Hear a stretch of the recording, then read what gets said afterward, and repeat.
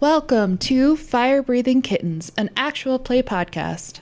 Every episode microplot is a complete adventure with a beginning and an end that fits into the overarching macroplot of the whole season. Because they stand sturdily on their own, you can listen to these adventures in any order and can skip any you don't enjoy. Today, we are playing using the combat mechanics from a game called Cottages and Cerberus. It's our first time playing, so we might make some mistakes. If you enjoy these mechanics, you can find Cottages and Cerberus on www.cottages-cerberus.com. Build your own Cottages and Cerberus character and play a game with friends. Speaking of friends, today we are joined by Sophia Yang. Tee-hee! The Cyclops flips her dyed blonde ponytail. Sophia has a 5 in charm, a 1 in alchemy, a 3 in lore, and a 2 in muscle.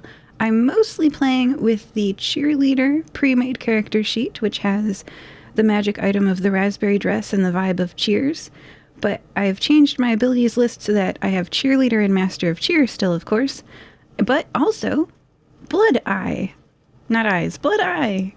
Just a singular blood eye. Perfect. Yes. And I am can holding... you describe what you look like a little? Besides, are you a Cyclops?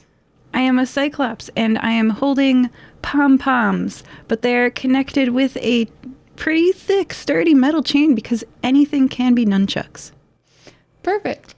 We are also joined by Stewart Bugatsky. Hello, everybody. The name's Stewart Bugatsky. As the GM mentioned, I'm 15 years old. I'm 6'1". I have black hair about down to my shoulders. Silver eyes. I'm an elf. I don't know if that matters. It matters to some people. It doesn't really matter to me. I'm very open-minded, you see. I'm wearing a blue robe, dark blue, of course, with gold stars.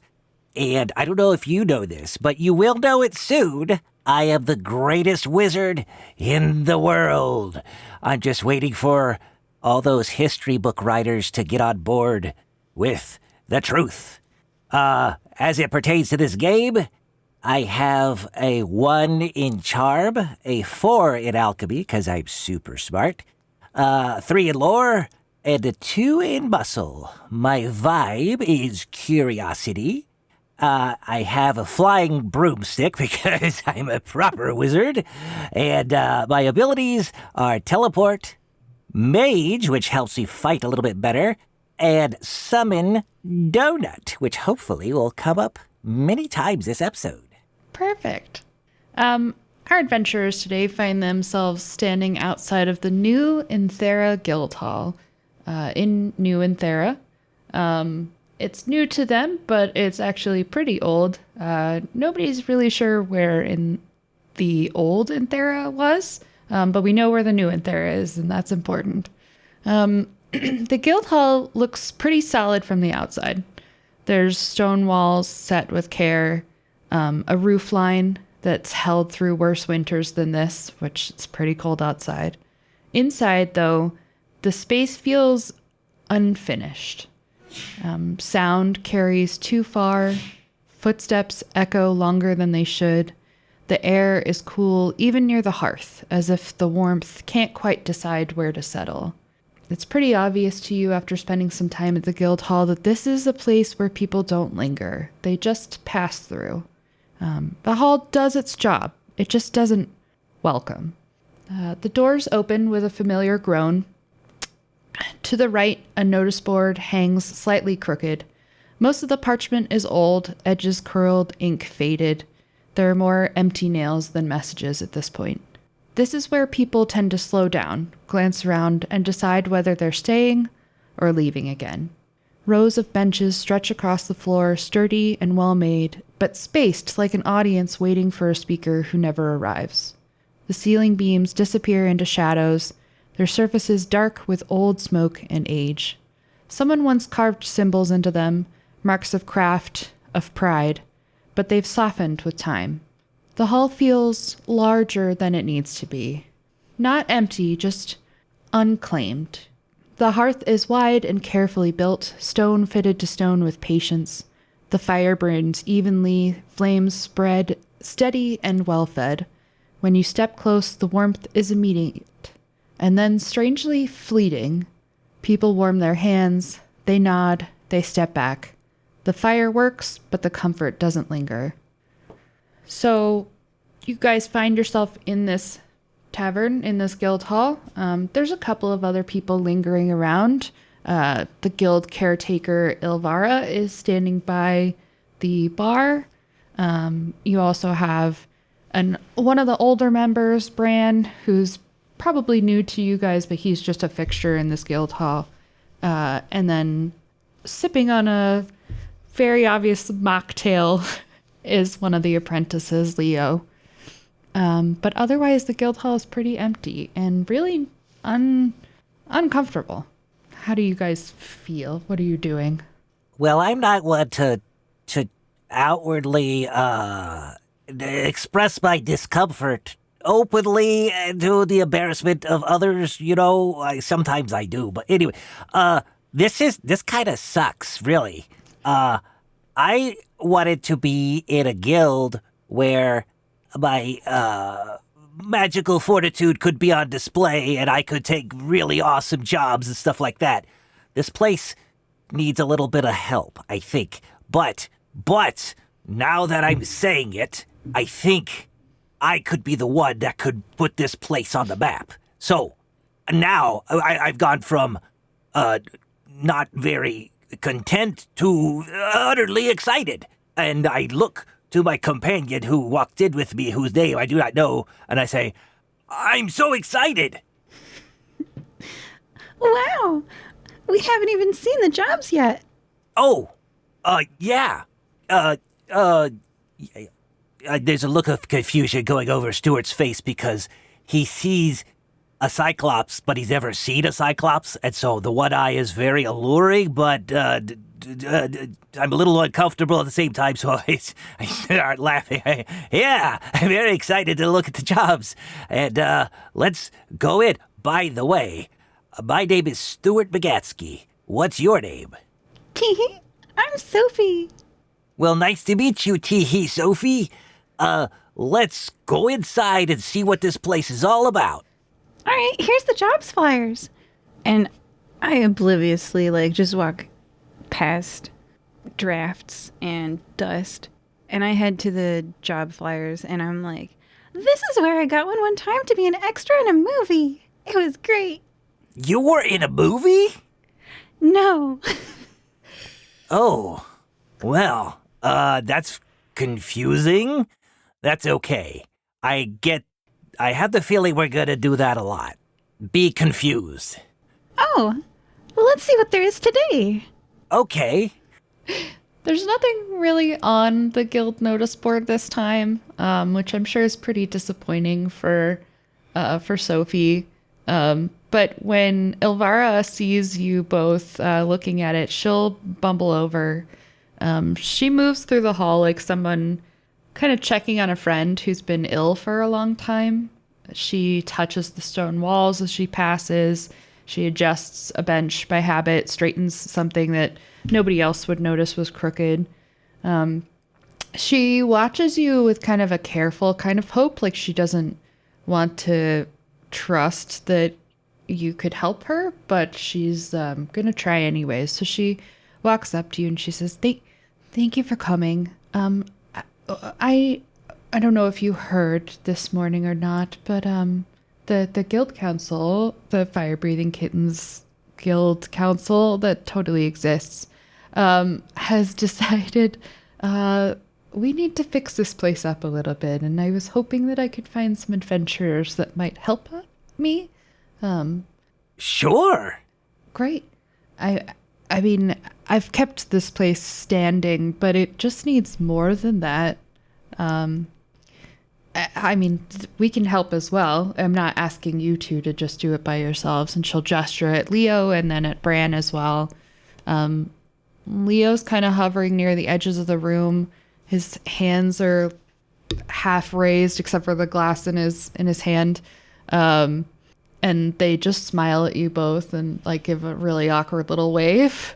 And Bran is a crotchety old man who's leaning against a pillar, and he doesn't say anything. He just grunts.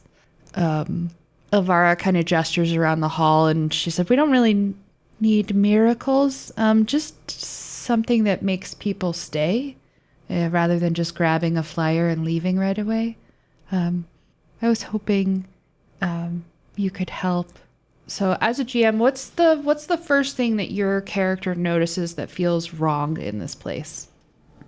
Sophia has an eye for color, and she notices there isn't any in this room. Beiges and neutrals are so out. We need a statement wall, a pop, a flare. Perfect. The colors are very dull. You are correct. So Stewart is a creature of comfort, okay? So I like very cozy quarters. I like reading books in places where there are lots of books and big foofy chairs to read them in with candlelight that's not too bright but certainly not too dim. And this place is very dark, very cold, and there are a scant number of books here. So I would really like to, spruce up the place from a usability and comfort perspective. Okay, great. Well, let's try some improvements then. Do either of you have an improvement that you can think of you'd like to do? Well, the color of the year is phthalo green. So let's make some green paint. Or, do we have a budget? Can we just go buy some? You could buy some if you wanted to. Elvira will say, "I do have some supplies if you wanted to try to make your own color." I don't know if you've ever done something. I don't know if you've ever done something like that before. No. Sure. But I'd love to try. I've made my own colors. Have you?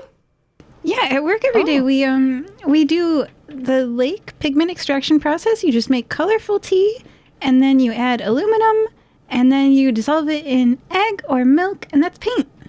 Oh. Elvira will say, "I have all of those things if you wanted to try to make your own color. Or you could go to the store to buy it if you wanted. But I feel like making it our own makes it more our own." Yeah, it's sweat equity. I'm very excited. I've never made colors before, so I want to study the process so I can learn something new. Oh, by the way, listeners, my vibe is curiosity, so I'm always eager to explore and learn new things. This is one of them. Oh no, I'm a ditz. We're gonna get ourselves killed. That's okay. Just gonna go perfectly fine. Okay, so let's try. I would like to propose comfortable chairs. That's the number one thing. And since we're talking about colors, I want to get chairs in the theme of the color that Sophia is talking about, because I don't know if we should be like perfectly on color or just in the family of colors. I'm going to defer the color of the chairs because I don't really know that, but I want them to be big and I want them to be comfy. That's perfect. Perhaps we could decide on the color first and make it, and then then you'd be able to match your chairs to it? Absolutely. Well, what I'm concerned about is, if you're in a room and it's all one color, right? And the chairs are the same color, how do you know when you've gotten to the chair? You might think you're at the chair, but it's an illusion, you see? Or maybe it could be the same color, but it could have golden trim, so it's like a gold outline of a chair. Same color, velvety, really cozy, with a golden outline. Yeah, that's the ticket, golden outline. That sounds perfect. All right, so I'm getting really pumped up. I'm really charged, So I say, all right, Elvira, what did you say your name was again? I'm sorry. But it's Elvira. Elvira, what a great name. Elvira. Yeah, so, perfect. Yes, sorry, I keep talking over you, but you're saying something. Go ahead. You're fine. Do you and Sophia want to try to make the color then? GM, are we killing monsters to get the color? Not yet. Oh.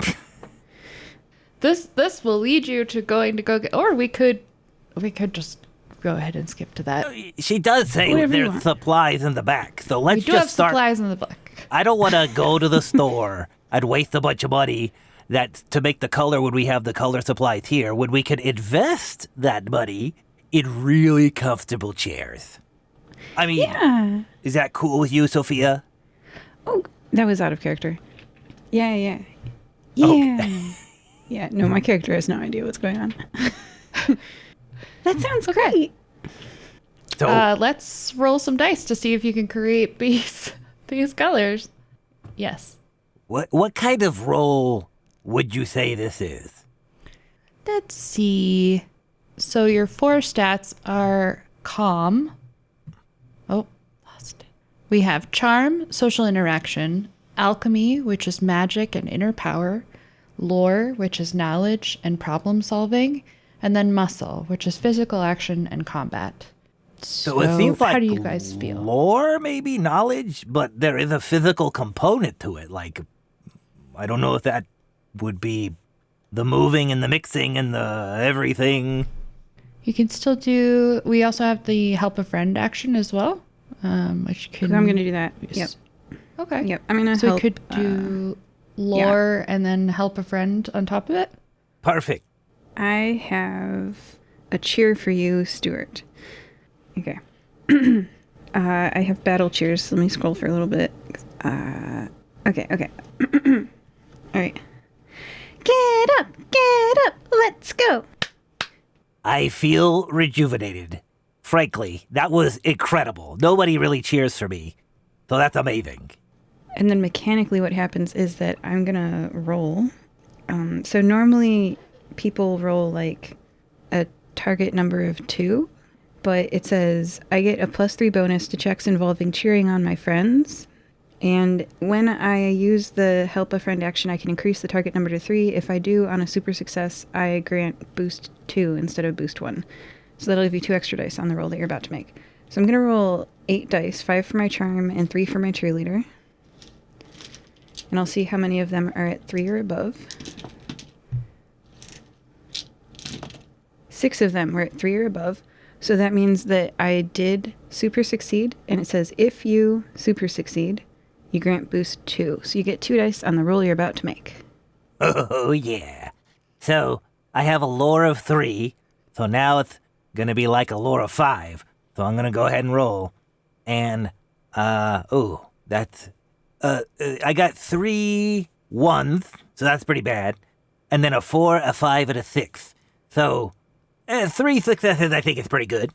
That's pretty good. Your target number was a 3, so Whew. it appears that you succeeded by the skin of your teeth. Well, frankly, I'm brand new at this color making thing, so I'm not sure why Sophia's not really taking the lead here, but I am brave and willing to try new things. Perfect. The color does come out pretty close to the phthalo green that you were looking to achieve. It's maybe a little lighter than you wanted it to be, but it's pretty beautiful. Would you like to paint the wall now, or do you want to do other things? Like right now, Ivara is dusting, and she's got Leo polishing some of the wood, and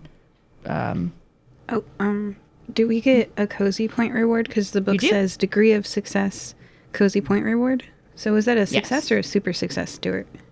I think it was That just was a regular success because it was just right on target. Mhm. Because it was Yes. a target of 3, I got 3. Boom.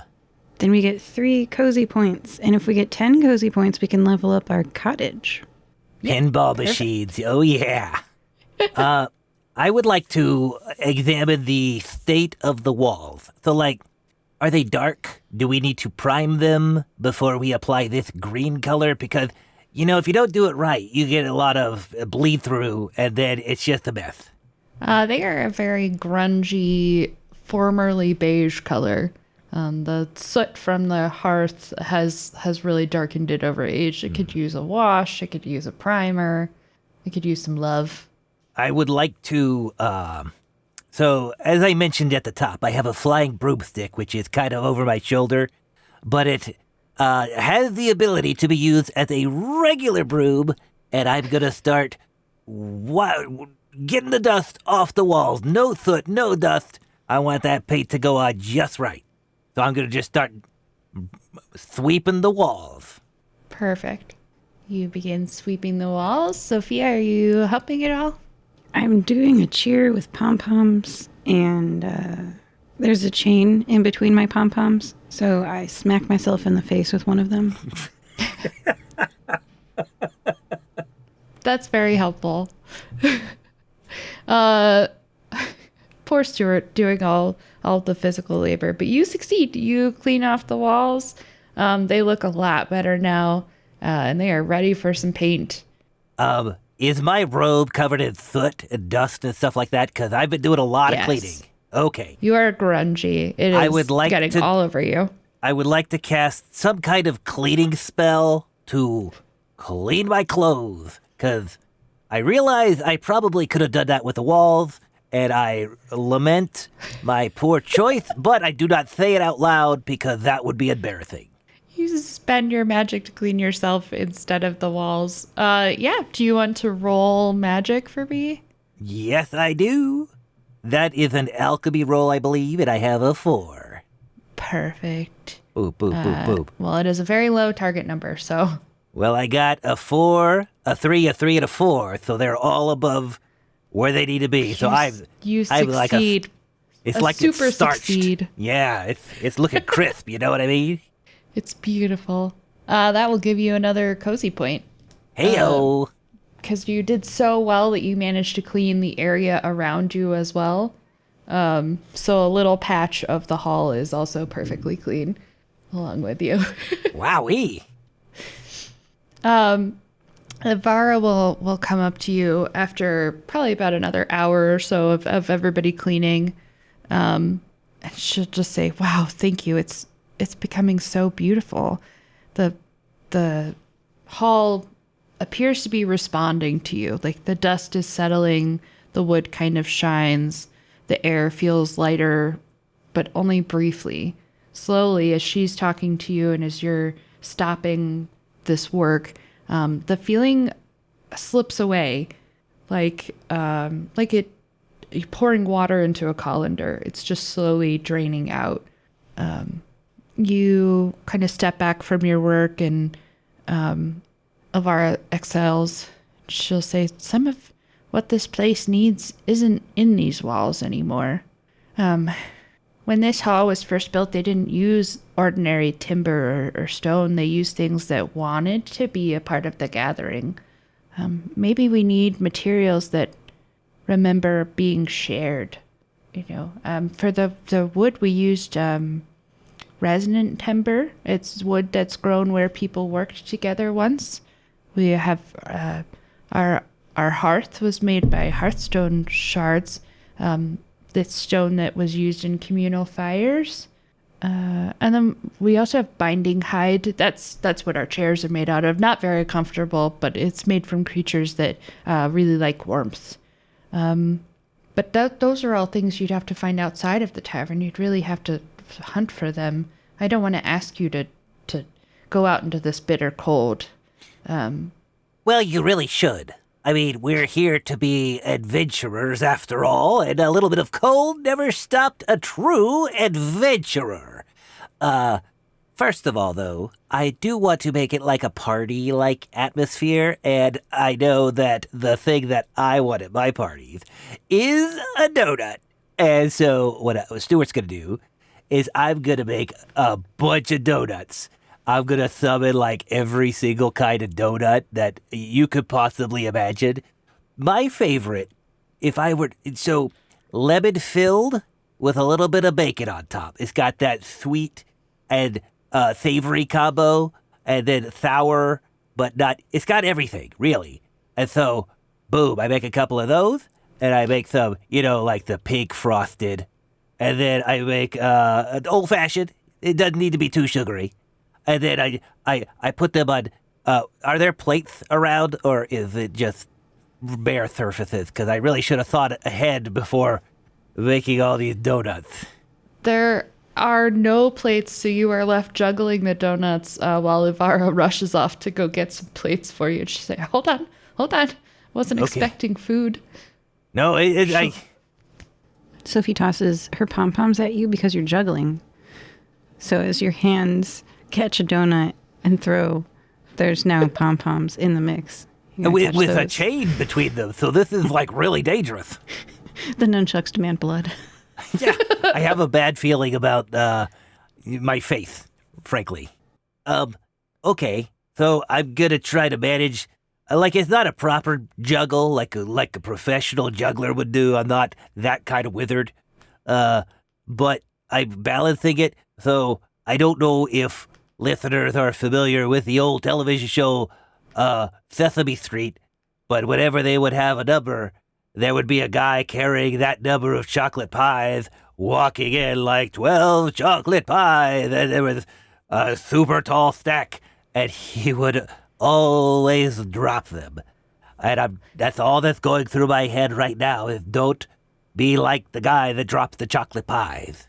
How do you do with your juggling act? Do you want to try rolling? You better believe I'm going to try rolling. I'm guessing that's like a muscle roll. Yes. How many donuts are you juggling plus the nunchucks? Well, I went a little crazy with the donuts, so probably about 17 donuts. Okay. Plus the nunchucks. And they're not wimpy donuts like the donuts, that come in a multi-pack. These are like proper donuts. So wow, there's a lot going on here. And I'm sure, if anything, people are entertained. Not that that's what I want to have happen. I just want them to be able to eat a donut. It's okay. It is going to be a high TN. Let's make it a 4. A 4. We're fired up. We're sizzling. We can't be stopped. We got donuts. I'm going to roll 8 dice. And if I get at least 4 at 3 or above, you get 2 more dice. That is 4. You get 2 more dice. Nice. Well, I have bad news for everybody. I've rolled 4 dice, and I got a 3, 2, 2, and 1. So the donuts go out of control, and as I'm trying to grab them, I actually hit them side to side, and the recently cleaned walls now have debris of donuts on them. Especially like lemon-filled bacon, my favorite one is on there, and it's very goopy. But, no. Don't worry. I can make donuts all day, every day. But I did clean the walls. I'm not very happy about that. You hear a small chuckle from the nunchuck chain as they smack you in the face. Both of them. I'm embarrassed, but I put on a brave face like I meant to do that. It's like, hey, welcome to the party, everybody. Elvira will come bustling out of the kitchen, holding a plate, and she will gasp when she sees what you've done, and just say, "I'm so sorry about your beautiful donuts." Oh, impressive. No, some donuts are meant to be eaten, some are meant to be tossed around like playthings. And so some of them are meant to be worn, apparently. Oh, I check my face and clothes, my recently cleaned robe, and There's I find definitely some donut on you. I brush it off, but without looking, like I'm super cool, and I brush it off. And I'm like, yeah, there's plenty more where that came from, because you're talking to the greatest wizard of all time. Brush. Greatest wizard. Why don't you 3 go out into the cold then and search for those items, and I'll stay here and clean the donut mess off the walls. That sounds like a great idea. I kind of had my fill of cleaning walls, so that works for me. I take my pom-poms back. Oh, yeah, here you go. Sorry. You apologize for pom-poms being tossed at you. Okay. She'll give you some generic directions to generic locations where these generic items happen to be, or were the last time that she recalled getting information about them. This guild hall is pretty old.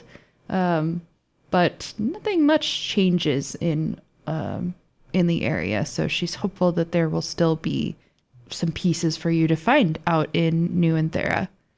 Would you like to prepare for your journey at all? Or are you ready to leave the doors?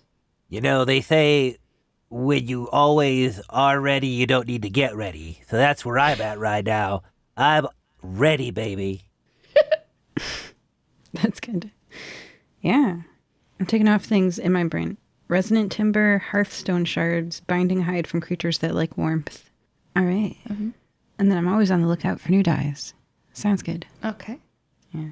So I just look excited. Which area would you like to head for first?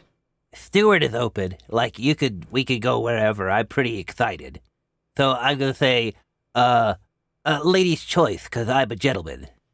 Let's go fight some monsters. Yeah, I've done that plenty of times, so I'm not scared at all. Great. I'm glad I'm with the best wizard in the world. No, that's right. I stand up a little straighter because, it's about time somebody recognizes the truth, you know what I mean? Thank you, Sofia. Let's go get some monsters. Woo! Where do we find creatures that like warmth? I would assume warmer climates. It is kind of cold outside. I don't know what kind of journey we're going to have to undertake. I do have a student path for the trade, so we might be able to go to a warm climate on the trade, but maybe we should look at the directions that we were given. Yeah. I would imagine that, like, in warm climates they can be anywhere, but in our cold climate, wouldn't they be somewhere hot? Of course, yes. I think that's self-evident now that you say it. Let's go to a hot place. Yeah, it might be even easier to find them because it's cold outside. Oh, great thinking. I mean, yes, I'm not scared of monsters. I think that's the bottom line. And let's go to a warm place. Is there a volcano nearby? Or a factory effluent. Or like the steam off-gassing of a factory nearby. Or like a steel mill that is molten with metal, very hot, where they have to wear protective clothing. There is not a steel mill. However, there are like heated springs, like hot springs somewhere near you. Volcanic. It's clearly warmed by an underground volcano. You guys it's a very popular place to go when it's not so cold. Right now it's freezing cold, so there's probably not going to be anybody there, but that might mean that the creatures do show up if there's no one inhabiting the hot springs right now. So you are aware of that place. That sounds like a good starting place, and we can, chill in the hot springs. I don't know if you've packed appropriately for hot springs, but I might take a dip myself. Under my robe, I'm always prepared with a bathing suit. Yeah, I always have a bathing suit in my purse. Nice. That's good. Okay. Hot springs it is, baby. The road away from New Inthera is well-traveled but quiet. The snow is blanketing the ground. Everyone is huddled inside because it's just too cold for anybody. The further that you go, the less the air feels shaped by people. Sound spreads differently, smells linger longer. Whatever you're looking for out here hasn't been touched in a while. So you're headed straight to the hot springs. It's a beautiful area. It's kind of in a rocky outcropping. The stones are really warm despite it being freezing cold. There's no snow around the hot springs. They are boiling hot. It is wonderful, especially with how cold you've gotten while you're traveling here. As you approach the hot springs, the air kind of grows thin and hollow. The heat doesn't necessarily vanish. It just slides away. Your breath kind of fogs as you get a little closer. Whatever is here isn't burning warmth, it's absorbing it. It's collecting it. So you should be feeling the hot springs feeling, but it's weirdly fading as you get closer to the hot springs themselves. Do you approach the hot springs or do you want to do something else? Central character trait is ditz. I walk right up.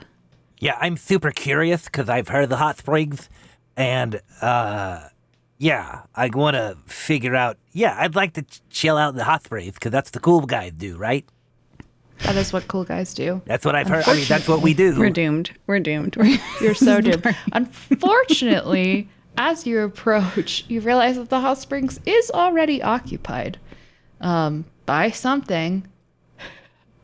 It unfolds from the shadow of a rock like something remembering how to exist.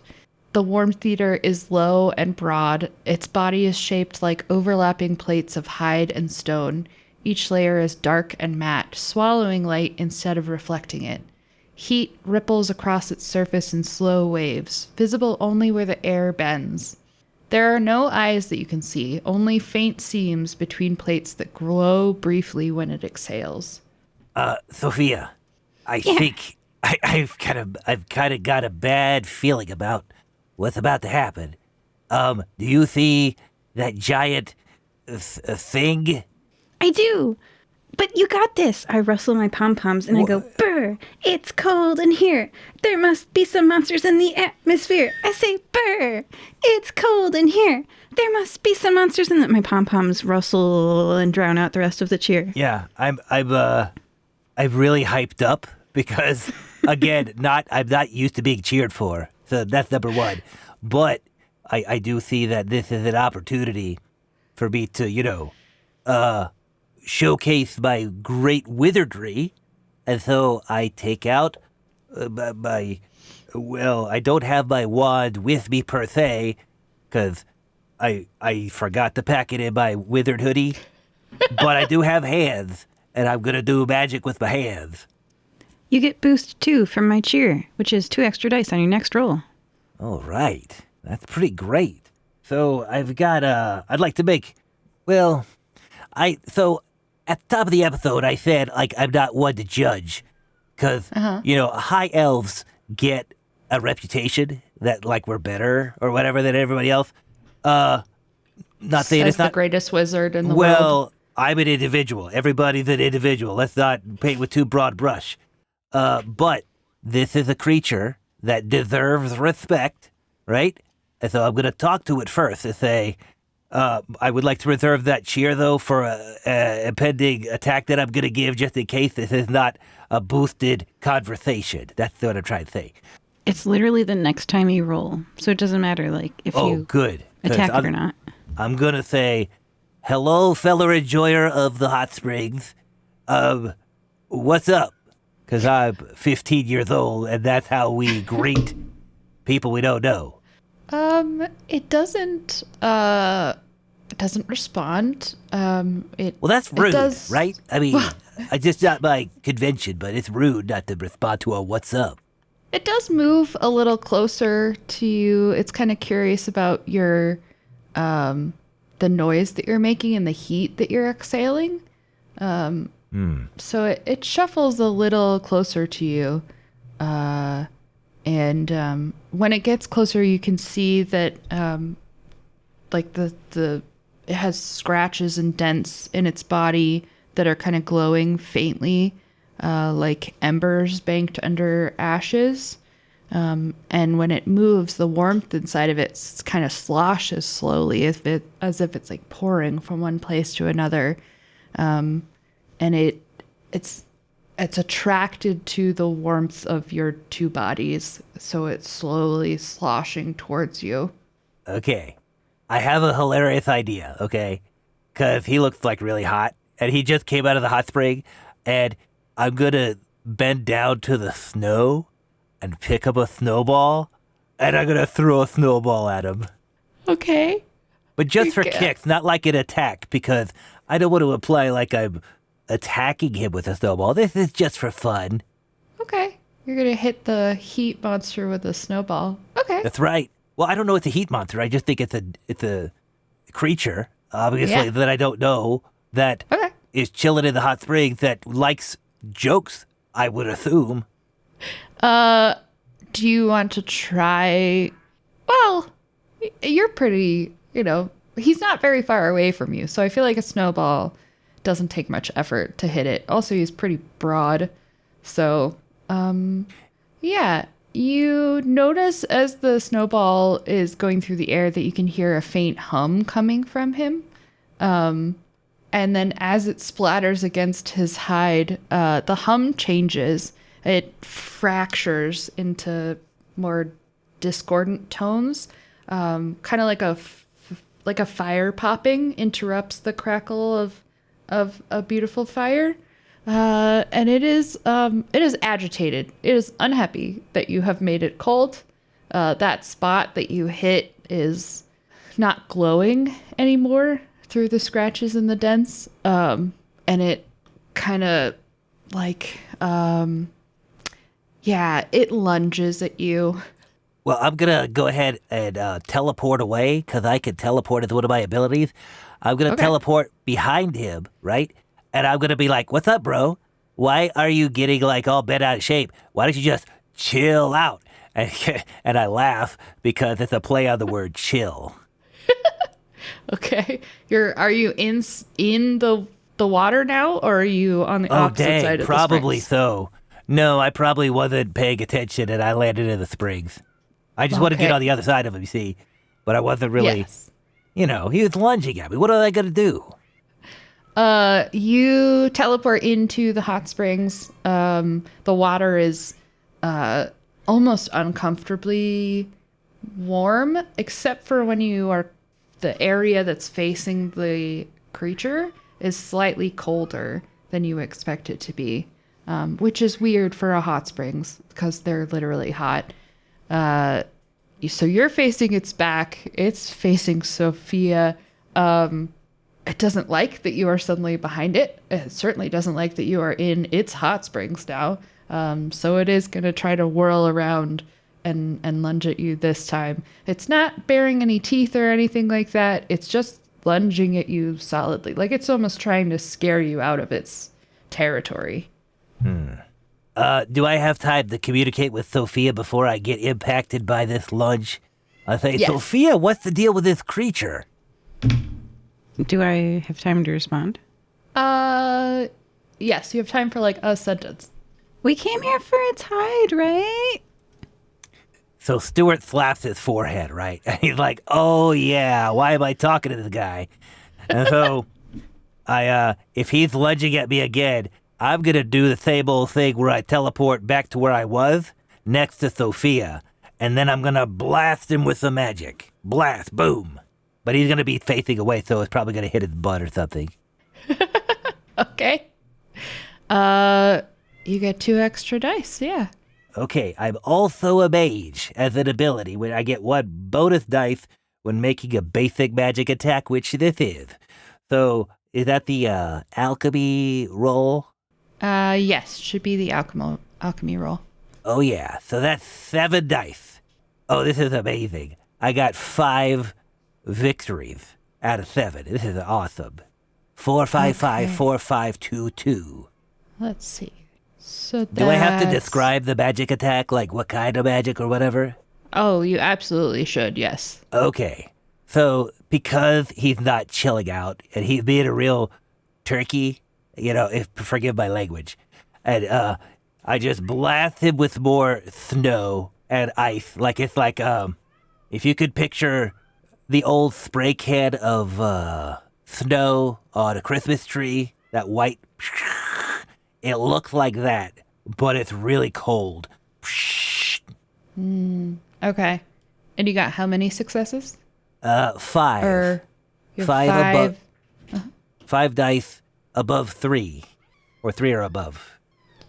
Okay. You do successfully attack. The snow does scatter across its hide. Unfortunately, the hide looks a little stronger than you thought it was. So the hide has a TN of 4, which means it's kind of resistant to attacks. It might need a little more Oh, wait, you did do teamwork. It means that So sorry. dice number that you were looking for wasn't a 3, so everything 4 Yes. or above. But you said above 3, so I think you're good. Oh, yeah. Right. So I got 2 4s and 3 5s. So that Yeah. is still Perfect. super duper, Awesome. greatest wizard at all. Yes. And you did do teamwork, which is an important aspect of this. So you do hit it, but you have not, so sorry, killed it yet. You have wounded it a little bit. It actually goes first, but it lunged at you, so we'll count as that as its first action. Sophia, you get an action. What would you like to do? As a free action, I want to look at it with my eye and ask how much health a target has left. Okay. It has 5 spoons left. That's a lot. Yes. I get a bonus dice on checks that will result in damage to that creature as long as the creature is the only target. I then take my pom-poms and a physical action, I'm going to describe that. They rustle, right? Back and forth, back and forth. They go left, they go right, they go left, they go right. I kick it. Old school, probably. Kick it. Distraction kick. All right, Oh, no, I awesome. thought you were like, kicking it, baby. That's Oh. You're physically impacting it with your foot. Yeah. So flying leap kick. I'm wearing white tennis shoes. And I'm going to try to roll. I do get an extra dice, which means that this is possible, but very unlikely. As I roll my 2 muscle plus 1 extra dice is a 4, a 6, and a 5. Holy cow, that's a success. Wow. Kicking it works. I would like to deal a damage to it. Nice. If the hide is 4 for a target number, and you get 3 successes, Yep, that's 1 damage. that's 1 damage. Yeah, so in this Okay. game, 2, 1, and 0 is you can pay a spoon to deal a damage. 3 is you deal a damage, and 4 is super success. Gotcha. Okay. All right. You do 1 point of damage. It is now the Warmth Eater's turn. And it is going to... Let's see. The creature flares. It's like it's blasting out a little bit of heat.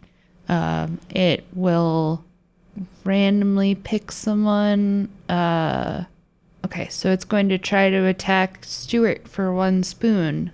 You can do help a friend, or you can try to interrupt it. So, is it easy for me to see like this is a heat attack type of thing? You can see that it's kind of like radiating it out of its hide a little. I'm kind of Like looking forward to that because Okay. I was in the water and now I'm back in the snow and I'm getting really chilly. And so to me, it's like a service that he's drying my robe. And I'm very excited that he's going to dry my robe, not really thinking through the consequence that it might be a little bit too much heat. But I'm like, oh, thank goodness, he is chilling out, is what I'm thinking. Okay. You take a hit for 1 spoon then. No, hey, that was too much. And I shake my fist literally and metaphorically at him. Your robe is slightly warmer. It is no longer quite as damp. But Well, you that's a have a good- little that- bit, you have like a grade 1 sunburn on your face. Like, it's I not guess. it's not bad, but you're a little tanner than you were before. Well, I was extremely pale, so this is an improvement except for the damage part. Right. GM, are you... yes. It says, after every player has gone, we enter the end of the round. Many monsters have closer abilities. All of these abilities activate 1 by 1, starting with the first ability listed in the stat block, moving down. Did you do that at the end of the turn? Did you repeat that one more time? Yeah, which creature is this? And I can help out. It's one that I wrote up a stat block for. Oh, you're not using any of the creature stat blocks. Right.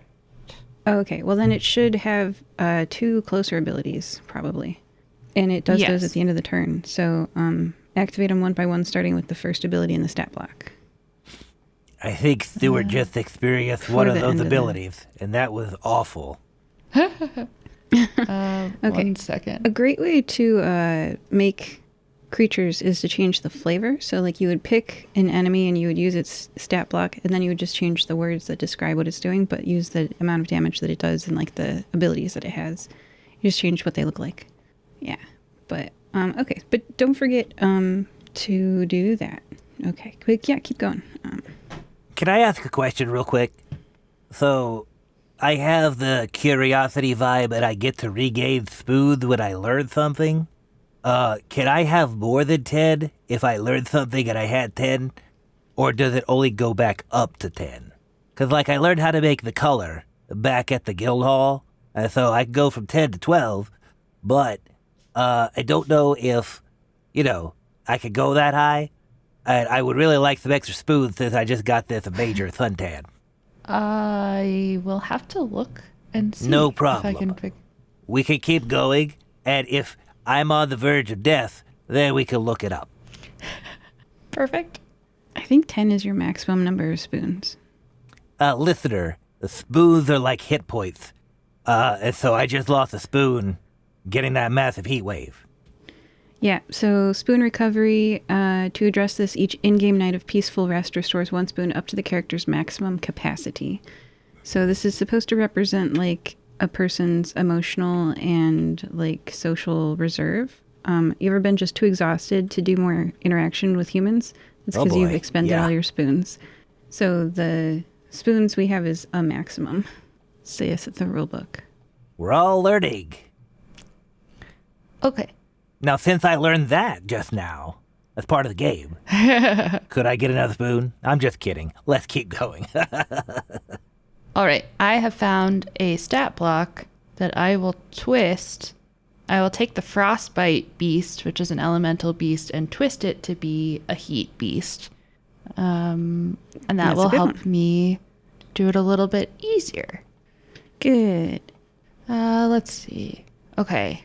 Yeah, so that means that at the end of its turn it does a heat, storm, and born of fire. Ah, perfect. Okay, so a heat storm. A heat storm rages around the beast. At the end of each round, each character takes 1 damage and gains 1d6 FP. FP, frost points. Thank heat you. points. Not frost points. Hit points. HP. If a character has 15 or more, they cannot take any actions because they're just too hot. They're getting a heat stroke. Oh, no. Okay. So you both take 1 spoon damage, and you gain 1d6 heat points. The characters may be able to use their abilities and think outside the box to disperse the heat, disabling this ability. I have 9 spoons left. And how many can you roll for it? You have to roll heat a points 1d6 heat point. We're rolling. Okay. I got a 2. 4. Perfect. All right. Keep track of your heat points. 15 or more, you cannot take any actions. At the end of a turn, characters decrease their heat points by 1. Perfect. Okay. And then it will also do Born of Heat. While in hot temperatures, the Warmth Eater regains 1 health at the end of each round. So it will gain back 1 health. I do like a challenge, I say to myself as I look at this. Pretty sure that I requested I fight. Heck yeah, it's gonna actually take strategy. Yep, you wanted to go to this one. I do like a challenge. Yeah. Yeah. Right. You can die. Perfect. Let's see. Oh man. The problem I'm seeing is I don't see how many. Oh, there it is. Okay, health is. Oh my god, health is so much higher than I had written. This is a challenge. I actually have to. I must be damaging this thing every turn, so this is good. -1, and then +1. Thank goodness for Blood Eye, because with my muscle of 2, I would have. All right, so for the listeners, what happens if I'm attacking something and I don't get 3 is I pay a spoon, so my nunchucks hit me as well as the enemy. Oh no. Which, if you've ever used nunchucks, makes sense. But I have 10 spoons, and the enemy has 13 spoons. So Yes. without Stewart here, I'll be dead. So Stewart, let's get this. We got this. We can do it. We can do it. Yeah. All right. So- That was its turn. So now it is both of your turns, and you can go either one first. So I turn to Sophia and I say, this guy's not chilling out at all. Do you know of a really cold place, like super cold around here, that we could, I'd like to teleport him somewhere super cold, and I could take somebody with me. I'll be cold, but they'll be super cold. Let's go 10 feet that way where there's a pine tree with snow on its branches. We'll stand under and get it covered in snow when it follows us. All right. I'm gonna have to go up to it, I think. Listener, this is an ability that Stewart has. It's called teleport, and let me read you the description. It says, you can teleport as far as you can see and then some. Teleporting great distances or to familiar places that are many miles away is possible but risky and requires difficult alchemy checks. The max range is hundreds of miles. You could bring other people along as you teleport. So I could go straight up off the planet, theoretically, and put him on the moon. Is there a moon within 100 miles? No. No. Oh, that stinks. Well, I don't know. I don't study the moon. That's not applicable to magic to be the greatest wizard in the world. But what I would like to do is think of the coldest place I can think of. And then A snowbank? Okay, yes, thank you, Sophia. And then I'm gonna walk up to that guy with the confidence that 15-year-olds often have, inappropriately, I might add. And then I'm gonna grab him, and I'm gonna teleport, zoop, into a giant snowbank, like it's a big hill of snow. And I'm probably gonna get cold too. I understand. But hey, this is part of the game, right? Yes. So you're just teleporting you and the warmth eater. Correct. I am communicating to Sophia. I don't think this thing can understand our language, so he or she does not see this coming at all. It's just, here we go. This warm being is getting close to me. Ha ha ha. That's what I want. But that's not true at all, because I'm going to put him in a snowbank. Okay. Give me an alchemy roll? Oh, yeah, that's right. Yeah, plus the mage, plus 1, of course. Of so course. alchemy is 4, plus 1 is 5. I got 1, 6, 4, 3, 4. So that's 3 above 3, 4 if you include 3. Okay. You succeed then, and teleport you both into a nearby snowbank. But a big one, right? Like a huge snowbank. And hopefully there's Yes. nothing in the snowbank. Well, I guess you'll tell me if there is. I should have thought about that before I did something so wild. You find yourself inside the leftover of a snowslide, that has slid off a nearby hill, or cliff. There is a lot of ice in this. So you do risk being impaled by an icicle of some kind. But you have made this decision, so you find yourselves in this snowbank, and it does not like that.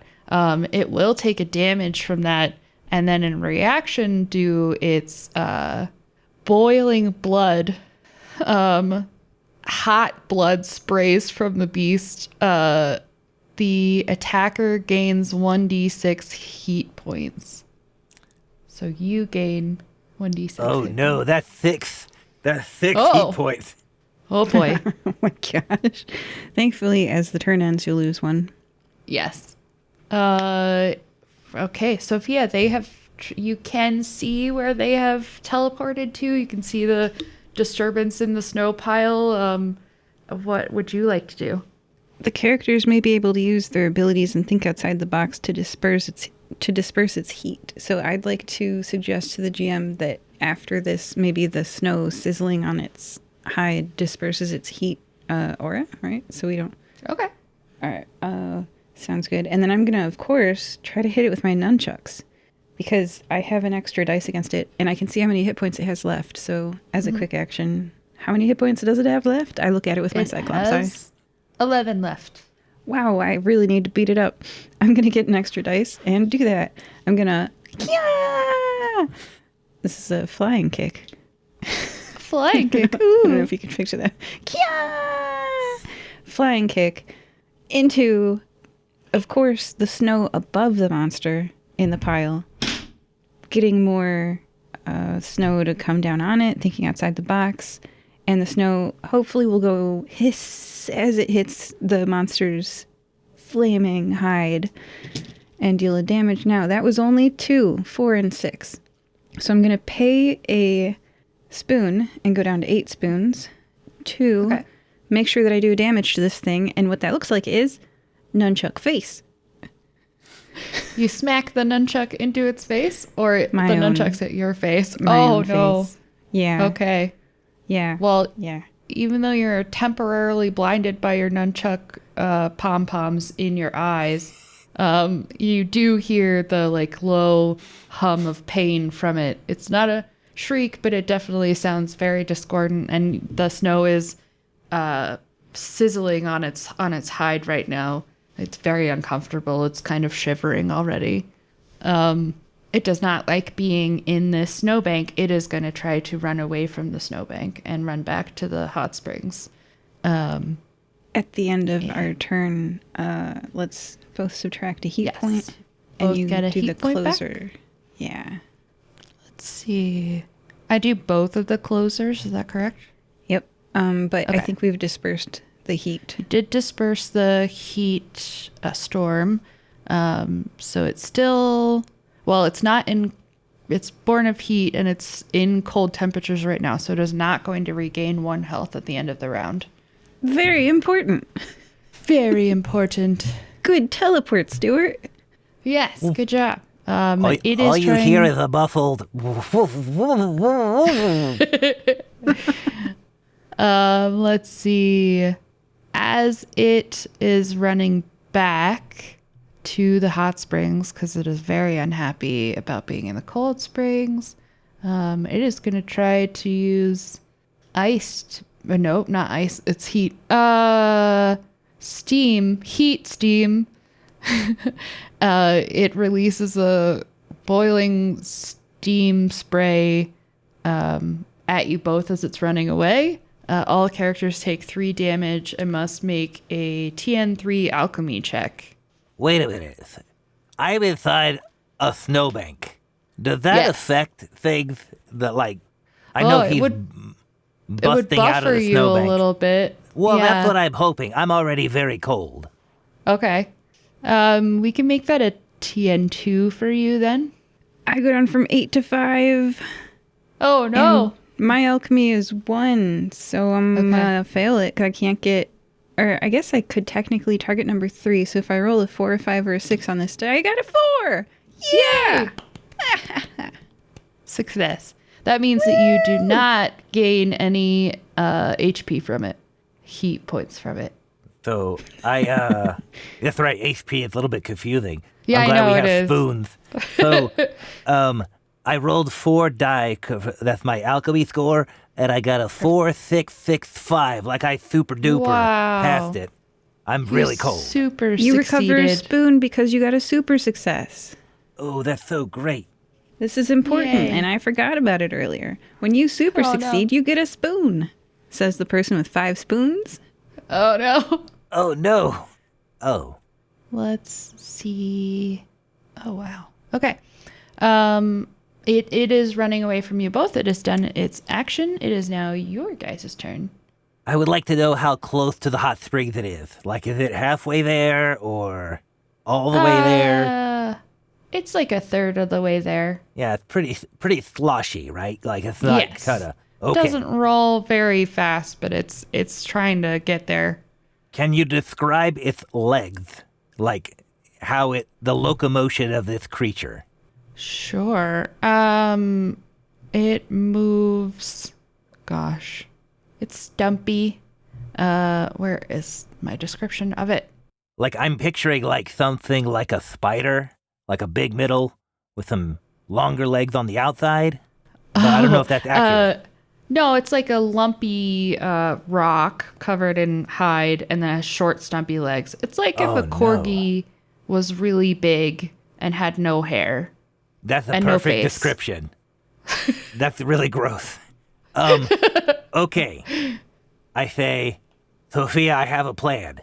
Yeah. And I'm gonna use magic, and I'm gonna magically hog-tie this creature so it can't run to the springs.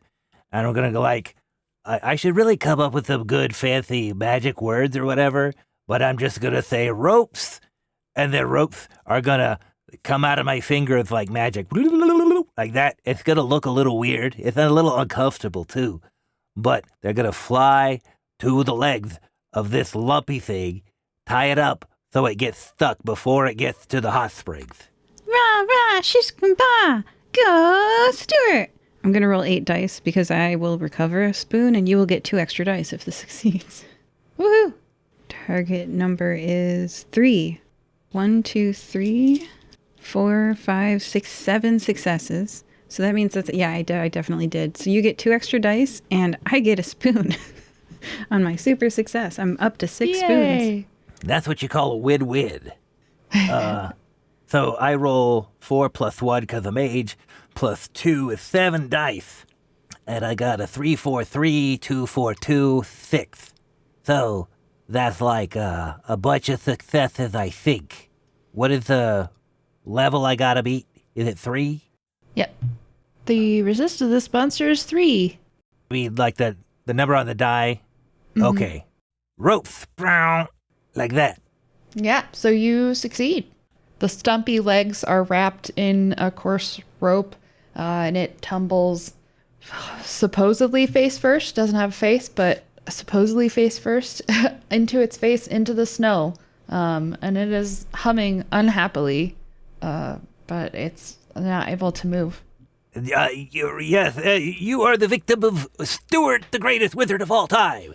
Of course, I like to proclaim that as often as I can, even though the fight isn't over, so we might still lose.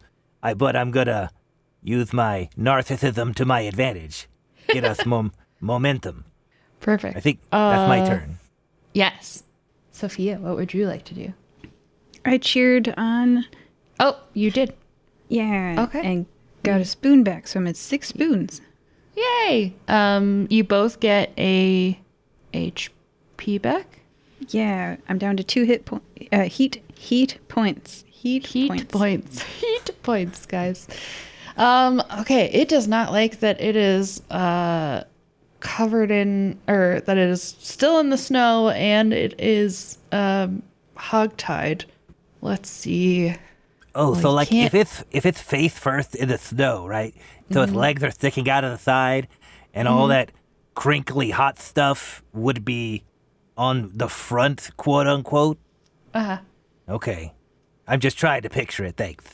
Yes, you're welcome. The lumpy, not corgi giant thing is, it fell face first and then it flopped to its side. So its legs are sticking out. It's not suffocating in the snow. It's laying in the snow. And it is making unhappy humming noises because it doesn't have a mouth. But it will try to, gosh, I guess the only thing it can do is the heat steam, and try to do that again. But you guys are not close to it. It is. There's no distance in this. There's no rule book. distance. It Okay. succeeds. Yeah. All right. All characters then take 3 damage again and must make a TN3 alchemy check. So we lose Ooh, 3 boy. spoons again. Yeah. Yeah. Yeah. I'm down to 3 spoons. Oh no. I make an alchemy check. I got a 1 on my singular dice. I fail my alchemy check. You will take 1d6 of heat points. Also 1. Not bad. I'm Not up bad. to 3. I have 3 spoons and 3 heat points. So I got 5, 3, 1, 6. So I think that's a success. That is a success. So no heat points, right? Well, I mean, No heat Did points. you get 5, 3, 1, and 6? What's the target number for this? It's a TN3. Okay, so yeah, that is 3 successes. So you do succeed. Otherwise, remember when there's only... I'm remembering the rules more and more the more I play. So my previous thing, when you get only one success, you have to pay a spoon. It's not really a success. You need 3 dice to meet the target number to not pay a spoon to succeed. Well, I'm at 6 spoons and 6 heat points, so... Yeah. Not doing great. Yeah. That's okay. We're learning the rules together. We are playing it together, including myself. Yeah, none of us have played this game before, listeners, but we're learning. But this is, that was its turn. So it is both of your turns. It didn't do its closer, right? Oh, no, because it's the... Right. It's not in hot temperatures and... It's correct. It's not in hot temperatures. And I thought outside the box. And you already thought outside the box. Correct. Man, if I hadn't, I'd be dead right now. Look at that. It's a pretty good enemy to fight. It's a challenge. All right, I want to cheer you on and recover a spoon for some reason as I sit at 3 and it can do 3 to me. All right. Maybe that'll inspire me to know what to do next, because I'm a little bit not sure. Well, all you are looking for is its hide, and it is covered in hide plates that are now cooled off by the snow, so they could be touchable. Yeah, rip one off. Okay, I'm going to cheer for you to rip it off. I'm going to say, interception, quarterback sack, false start, move 'em on back, rip that hide, take that tile so that we can get out of this snow pile. All right. Roll 8 dice. 5, 3, 5, 4, 6. That is a super success. I go up to 4 spoons, and you get 2 dice on your next roll. Okay. I have a question. Yes. And GM, this is going to be GM decision for sure. Okay. What I would like to do is go up to the thing, grab a piece of tile or hide, and then grab, not inappropriately, mind you, grab Sofia, and then teleport away with the tile and Sofia. I reach out a hand. And if you can grab my hand, you can teleport me. Perfect. Okay. Yeah, I don't want... So that's what I would like to do. What kind of roll would that constitute? Ooh. I think it constitutes as 2 rolls because you're using your the muscle? The muscle for taking the hide, but then you're using not alchemy. Oh my gosh. Yeah. Well, I was hoping it was going to be just a straight up alchemy roll because I can't pull it off. I'm not very strong. You have 2 bonus dice. But I am magical. So if I could just I'm just going to extend my teleport field to 1 tile. I'm going to let the magic do the heavy lifting. You have 2 bonus dice, Stuart. Believe in yourself. I was cheered on, so maybe I can. Okay, let's do that then. I'm going to do a muscle roll then to rip. I hope there's not a gross sound. It would be like ice cracking, right? Because you've... Yeah, like you're cracking off an icicle or something, well, that's but it's cool. hot. Or like cracking off a piece of wood or something. I don't know. Yeah. Yeah, something benign. And also this thing probably has like layers and layers of... You ever seen like a snake shed and then there's like more snake under the outer scales? Well... You're just ripping off a shed scale. It's not a I big hope deal. you are right. So that is what I'm going to do. I'm going to do a muscle roll. That's a 2 plus the 2 that I got from Sofia. Oh my gosh. I'm so lucky. 5, 6, 4, 5. Oh, I'm so happy. Oh, nice. Yeah. Super success. You successfully break off a bit of its hide, like a panel of hide, basically. And it is still very warm in your arms, even as it like disconnects from the creature. And the creature doesn't make a sound of pain. It makes like a hum when you do it. And it's shivering in the snow. It's really, really unhappy. It's making kind of sad hums, trying to get back. You can see it scooting in the snow, trying to get back to the hot springs, even though its poor little legs are tied. But you can now make your teleportation roll if you would like.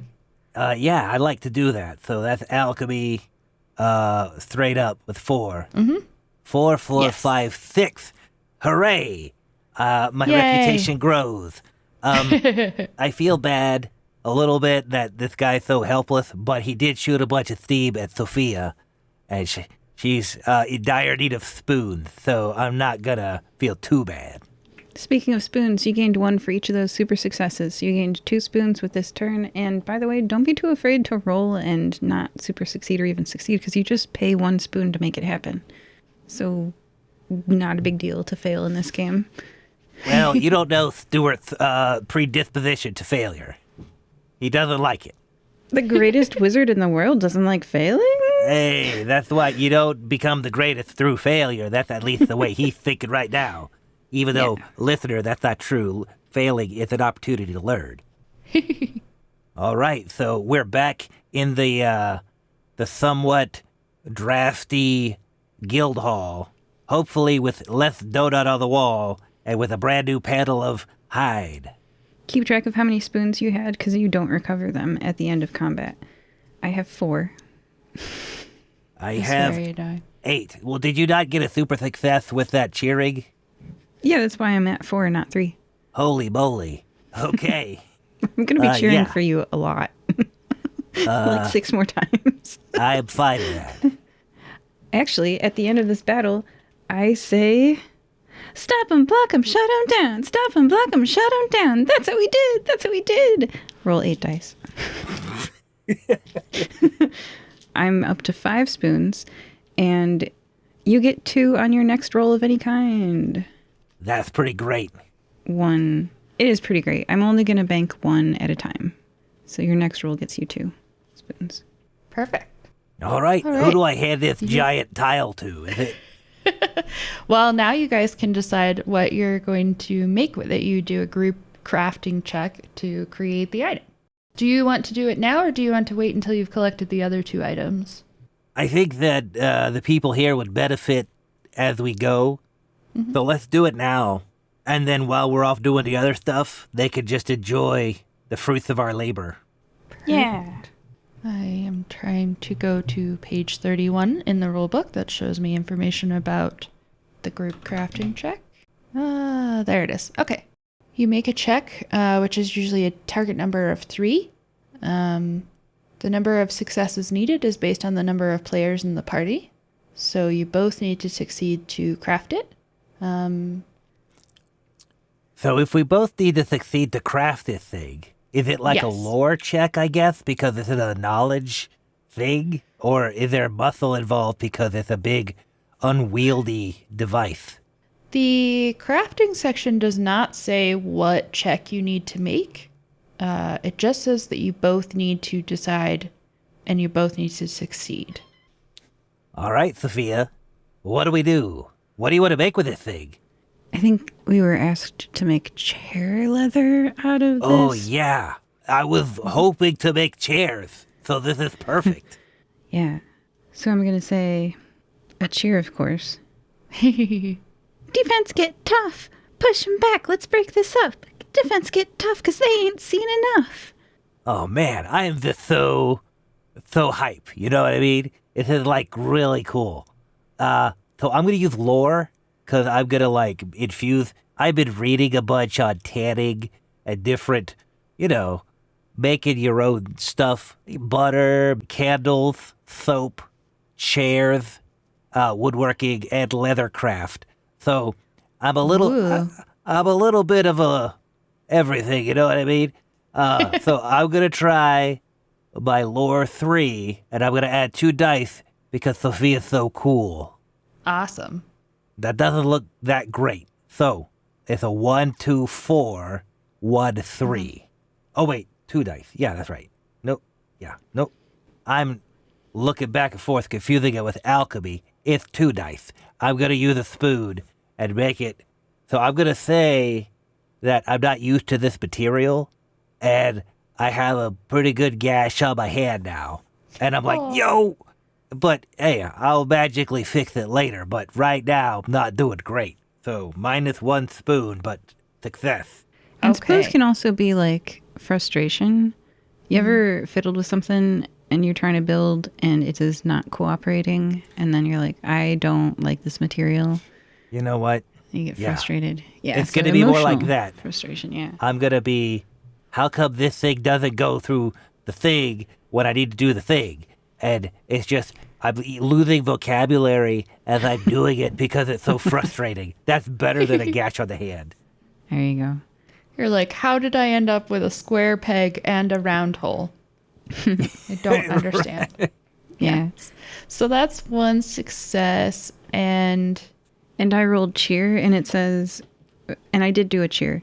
So whenever it's a check involving cheering on your friends, which that was because I cheered on Stewart, I can get +3 dice. So I rolled 8, and I got a super success. So I go up from 5 to 6 spoons. Nice. And I got a super success. Great. So we got 2. I wonder if that counts as upping. Yes, a super success counts as 2 successes. So you have 3 successes between the two of you, which means that the number of successes, if it's greater than the number of people in the party, a super quality item is created.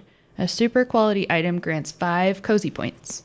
Wow. And we were at 3 before from Stewart's.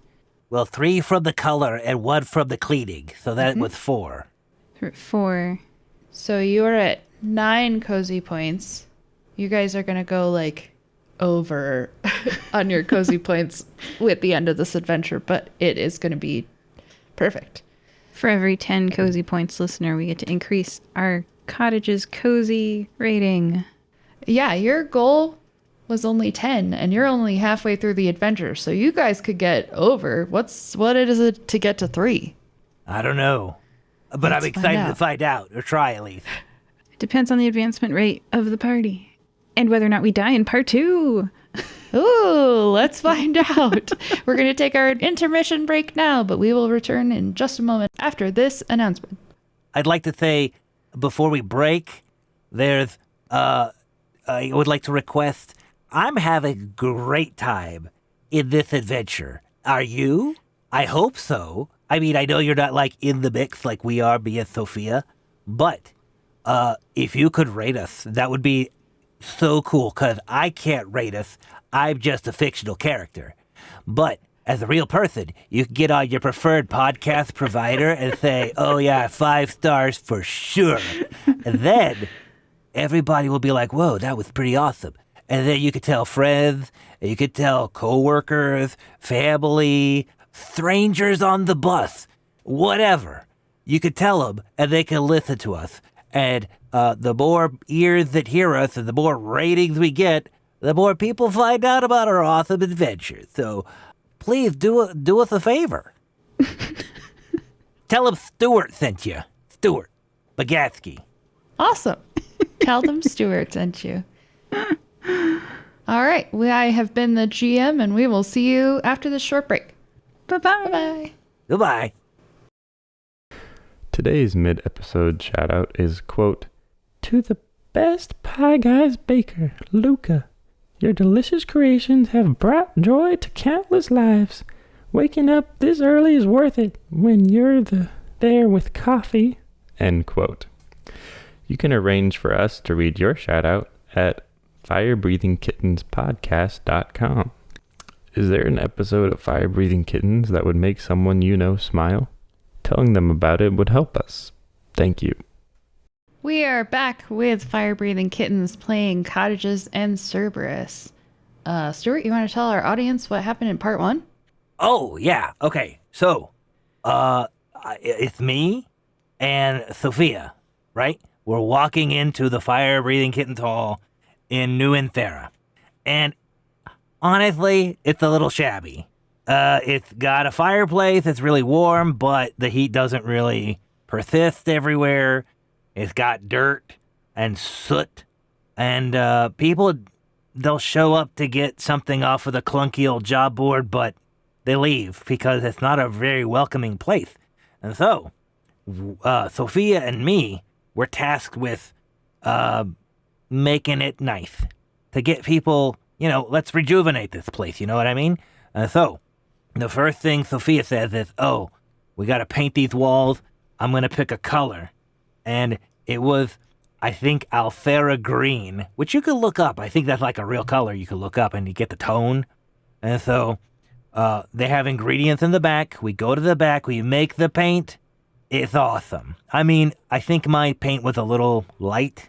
It wasn't exactly the right tone, but what we got to do is paint the walls. I cleaned the walls with the broom first.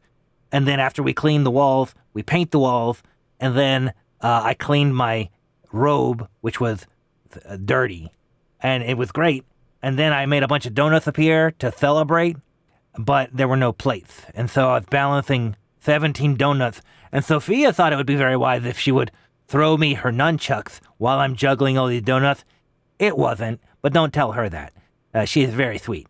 And so donuts go everywhere, mess is made, and then so Ilvara says, maybe you should go get some ingredients while I clean this up, and I say, okay. And so first thing we do is go fight a monster to get binding hides. We need 3 primary ingredients: binding hides, resonant timber, and hearthstone shards. And so when we're going to go get the binding hides, there's this heat monster that is attracted to heat. We go to the hot springs, and then I try to say what's up, but the monster is not very talkative or cooperative or anything, so I end up fighting it. It was kind of a mess, but in the end, well, we didn't kill it, but we did. This sounds gross, but it's not. We took one of the tiles, like one of the pieces, off of its hide, but Sofia explained it like it's a snake with a skin, and it's like taking the old skin off, and so I was not grossed out by it at all. We get it, we go back to the guild hall, and we make chairs, and they're pretty awesome. And I think that's everything. Perfect. Yeah, we reupholstered the chairs. Oh, and I want them to be really comfy. Like, remember, the green chairs with the gold trim. They are gorgeous. They are stunning. They really look a little out of place with the rest of the guild hall and how still kind of shabby but more clean it is now. But they are the most comfortable chairs that you could ask for. And they are seated right in front of the hearth. You guys are definitely a little tired from your adventure and fighting the warmth eater. So now we can enter the cozy mode where you can do cozy tasks to gain spoons back. You can try to fix up the cottage a little more to gain some more cozy points. It is open to you. Ooh, I would love to do... There's a list, by the way, listeners. There's a list of like stuff you can do. And it's like, do you want to add a swimming pool? And I'm like, whoa, that's a lot, maybe. But I would love to do like a pergola on front with like some wisteria hanging down. So when you walk through the front door, you get like lightly brushed on the top of your head with purple flowers. So we should construct a pergola. What do you think? You can do it out of just like anything that you got laying around. I think that sounds great. Can we add either, what are the flowers? Jasmine flowers, because they smell great. Ooh. Or it's a white bloom, and I always try to grow them and they die, but they smell so great. It'll come to me. Let's just do wisteria and jasmine. Yeah, let's pivot. Jasmine. A jasmine-covered pergola. So let's make a pergola. I don't know how to do that, so I'm going to cheer you on. Oh, yeah, I probably know how to do that. Just a little bit of bibbity-bobbity-boo type stuff. I left my wand here at the guild hall, which was a huge mistake. So, get that? Ready to go?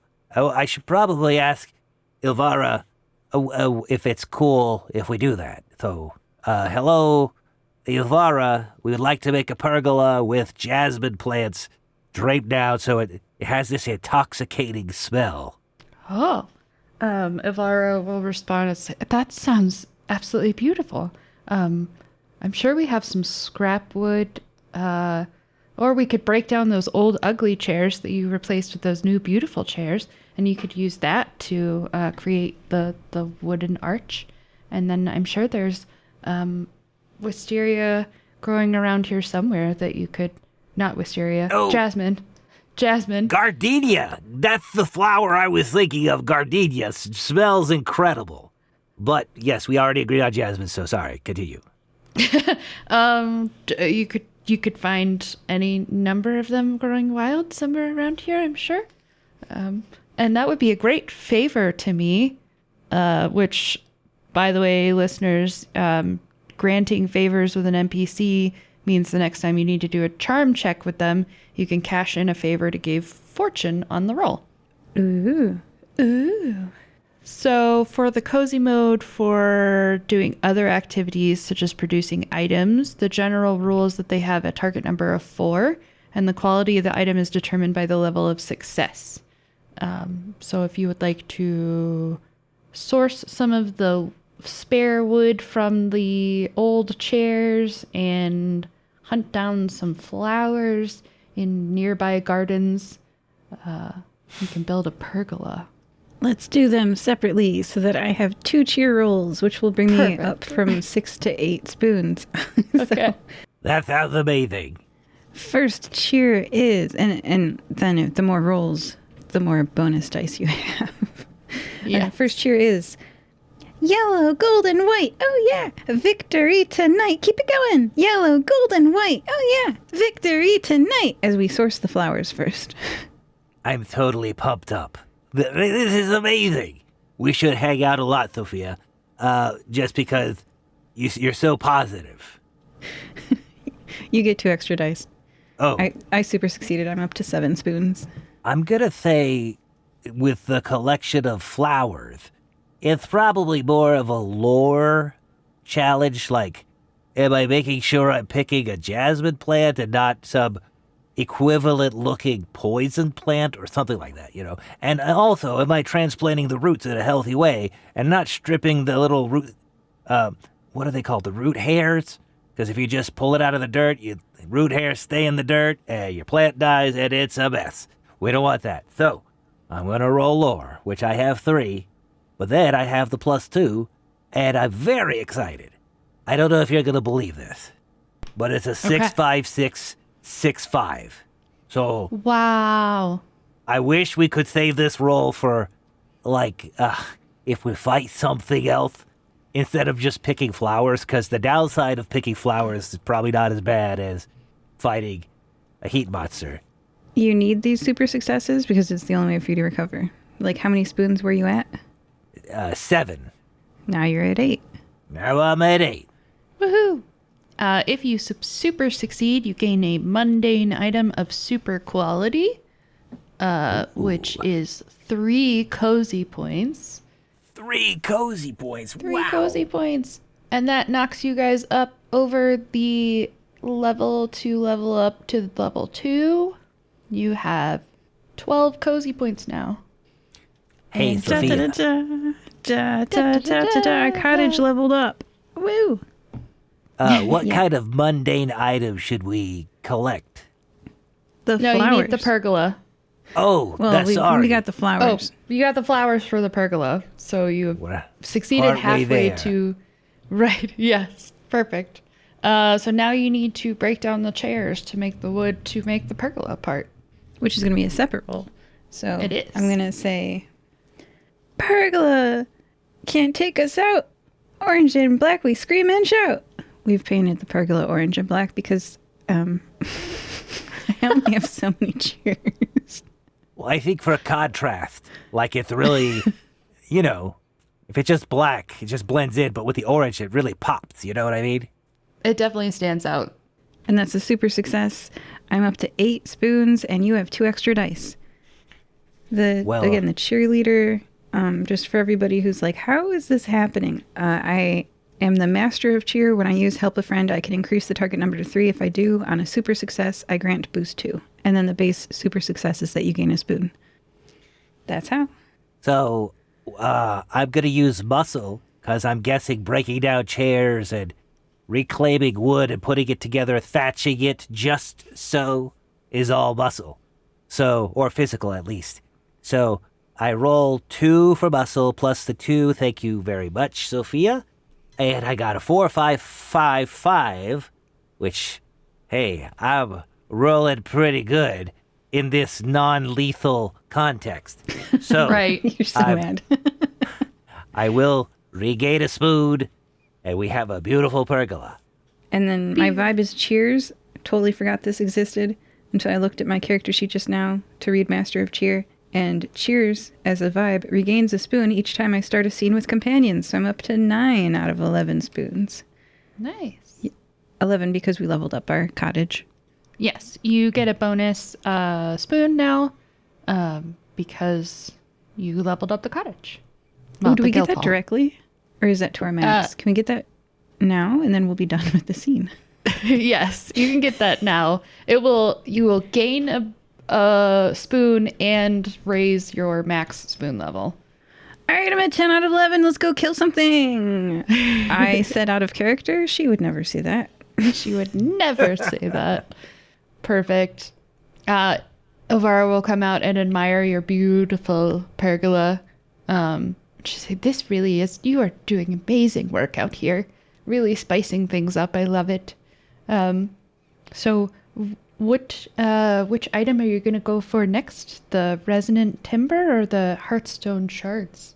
I have to imagine the timber is probably not very difficult, so let's do the timber. Okay.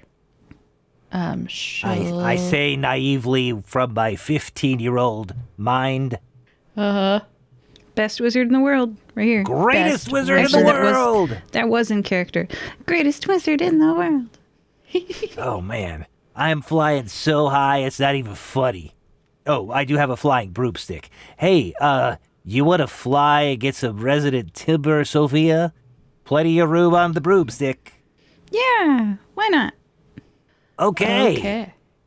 So we're on the broomstick and we're flying to our destination. I'm assuming we got directions from, not the GM. Yeah, you who play all the characters. Yes. Elvira. Elvira. Yes, Elvira. I have it written down in my book. I just did not flip back to that page. Perfect. The problem is I keep wanting to sell Elvira, and I know that's wrong. Oh, that is wrong, but that is a great name. But you know what? In sticking Elvira with is her sister. Yeah. I would stick with Stewart's personality is not really being aware of the feelings of others around him, so I would probably call her Elvira. So I'll just say, where are we going, Elvira? She will point you towards the forest. She'll say, "There's a forest over there. That's where we sourced the wood from originally. But I have heard that there is some kind of creature inside of there now, so definitely be careful." All right, so you hop on your broom and you fly over to this misty forest. I will skip that part. Okay. You will enter the forest. It is a beautiful, thick, deciduous, that's a tree, right? Forest. Yes. Lots of thick trunks and deep underbrush. And you feel a pull as you enter into the forest. It's a little light fog. It's cold. Oh yeah, there's cold. There's snow everywhere, all over the forest. Okay. And as you enter, this mist gets a little bit thicker, a little bit more foggy, and it's fogging your minds. Each character gains fogged 2, which I will look up again. Fogged is a status condition that represents a mental fog which hinders a creature's ability to engage in complex problem solving. The value of this condition negatively impacts the creature's lore stat by that amount. Instances of fogged may stack, increasing the total value. The value of fogged decreases 1 each round, slowly restoring the character's lore stat. Okay. Each character makes 2 lore checks, each with target number of 5. The monster you are facing is the Oaken Sage, by the way. Target number 5. Yep. Target number 5. With fogged 2. Uh-huh. Yep. I'm rolling 1 dice and I'm trying to get a 5 or 6. Yep. That was a 4. I also rolled 1 die. I got a 4. So we could pay a spoon and succeed. Otherwise, we fail. Well, you know what? You can't win them all.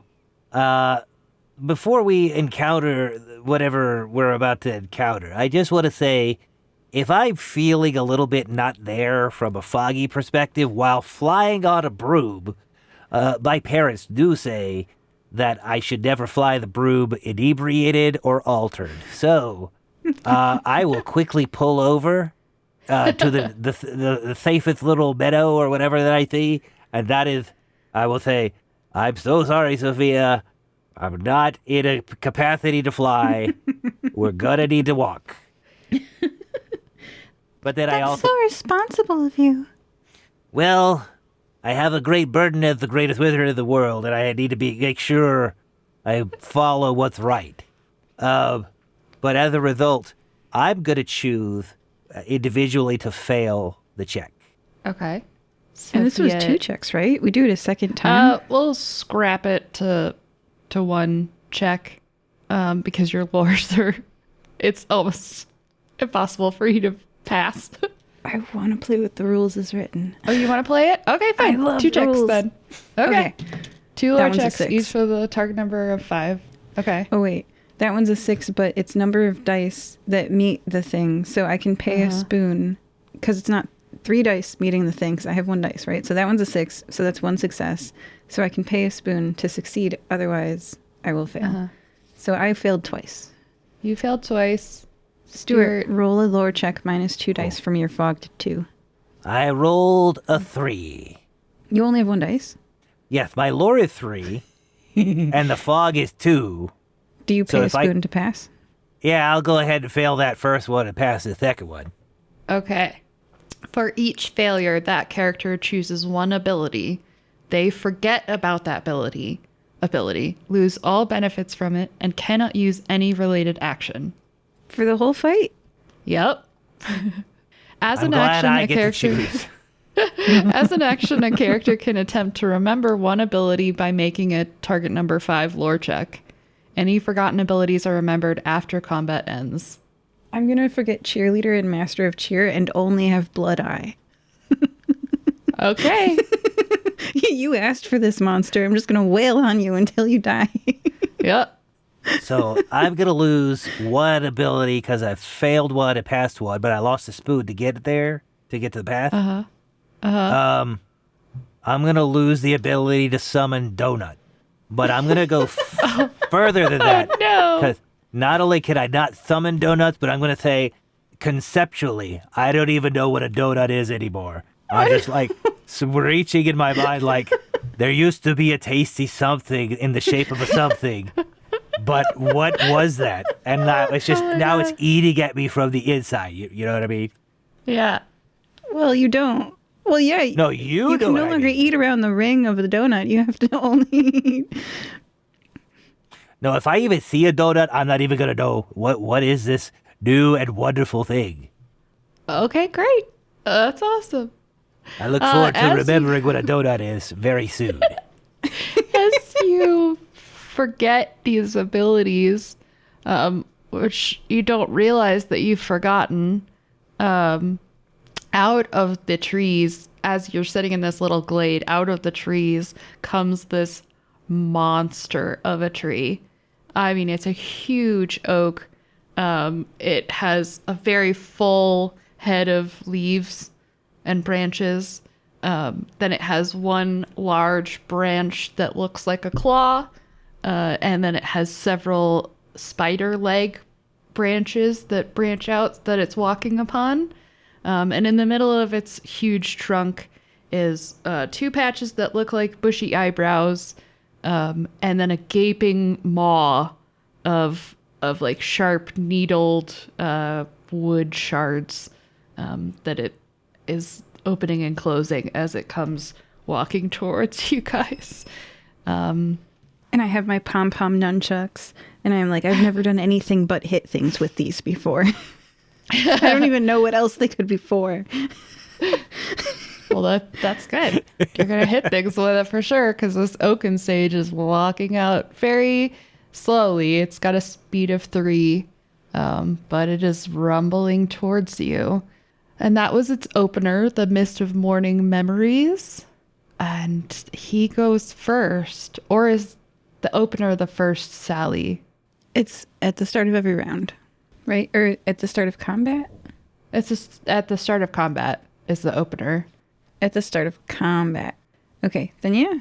That was at the start of combat. Okay. The closer's at the end of every round. Okay. Yes. Okay. All right. Then as... Oh, this is gonna suck. Well, let's let the listener decide, right? Because it may be amazing. No, it's gonna be amazing. It's gonna be great. All right. So it bumbles into the forest. At the end of Ridge, right? Okay, great. It's going to target Stewart, and it's going to cast Blazing Blast. Target one character. They lose 3 spoons and gain burn as a effect. Thank you. So, I received this attack, right? And it is the opposite of what I experienced with the heat monster, where I was very cold, and now it's very... Well, no, I guess it's... Oh, yeah. Maybe they're on a very similar theme with a part of the fire family. Anyway, I'm on fire. I'm burning. I'm gonna... Do I get to react to this? Yep, that was his turn, so that's your... Or if you have a reaction, you can do a reaction as well. I don't think I have a good reaction. Okay. What I'm gonna do, though, is teleport into his hair, or what I perceive as his hair, because my mind is a little foggy at the moment. So I'm gonna be my on-fire self teleporting into his upper branches, and probably going, ouch, oof, pat, pat, pat, get the fire off. And as I'm scooting it off of my poly cotton blend robe, so it's burning a little bit more intensely, hopefully some of the fire scoots off of me and onto the head of this giant creature. Oh, okay. Let's see. So your teleportation just happens, right? Or do you need to make a... It does not say. It just says I can do it. If I transport really, really, really far away, it's risky and requires difficult alchemy checks. But maybe Okay. I just take a simple alchemy check for a simple teleportation. I'll leave that up to you. Yes, let's do that. So I have an alchemy of 4. 1, 2, 4, 6. 2 successes, I suppose, which is a failure. Is that right? Yeah. That If you sounds- pay a spoon, you can succeed. I don't know if you're aware of this, but I just lost 3 spoons and got caught on fire, so I'm unsure. You know what? Let's shoot the moon. I'm doing it. Paying a spoon, down to 5 spoons. And now I'm an on-fire wizard, literally Perfect. and metaphorically, in the head of this tree. Yes. Burn. Okay. Burn is a special status. Did you try to extinguish the fire? Or you have not? You teleported into him while on fire.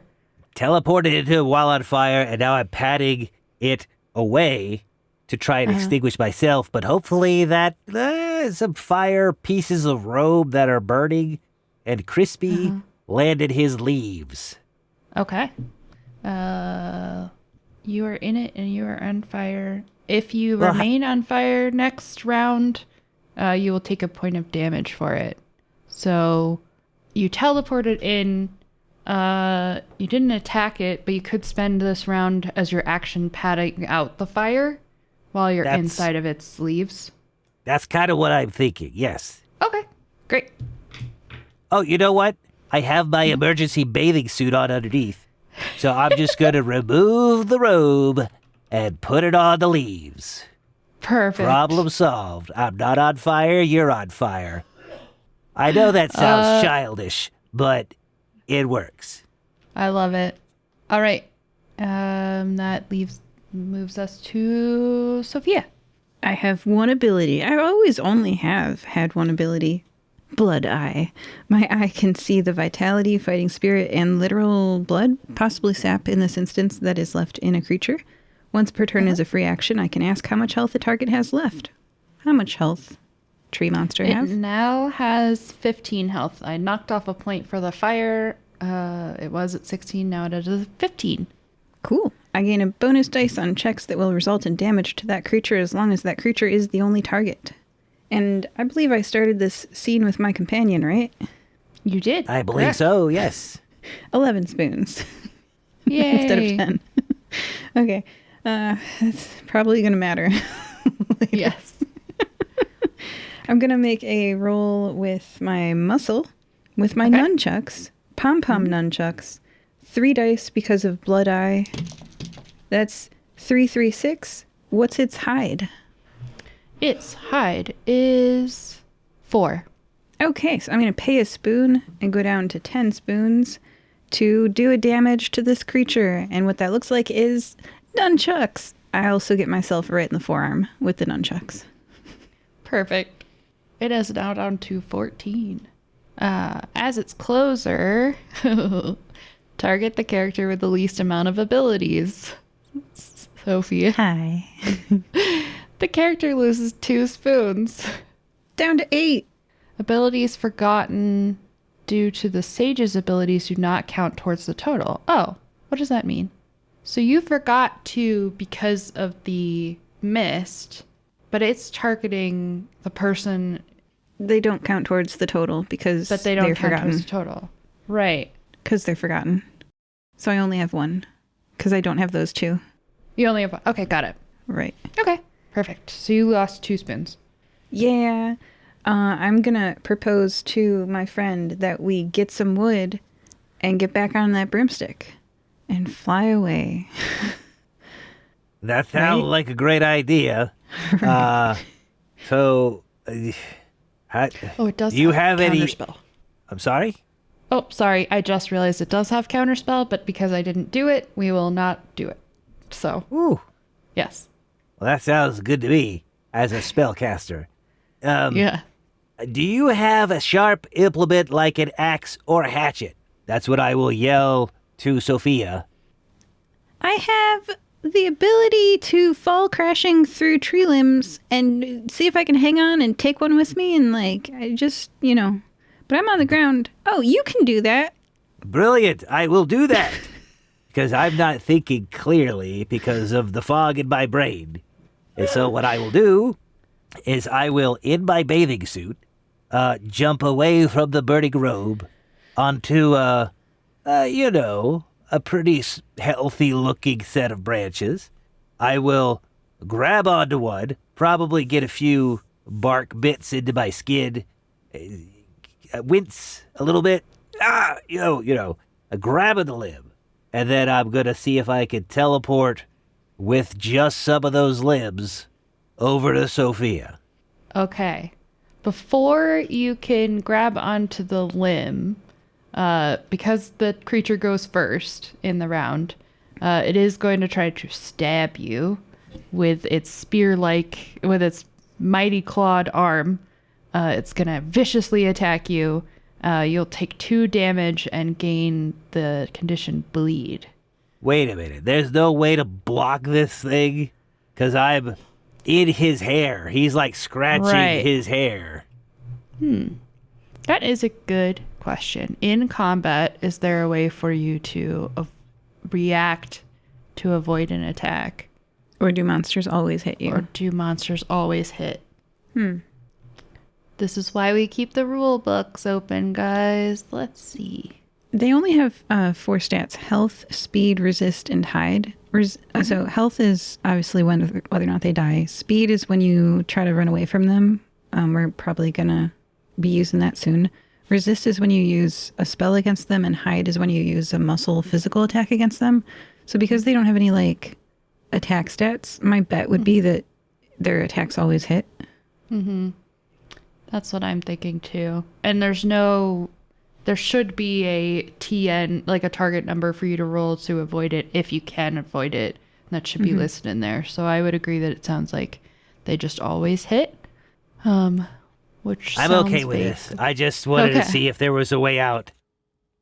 Their speed stat. There's yes, running away.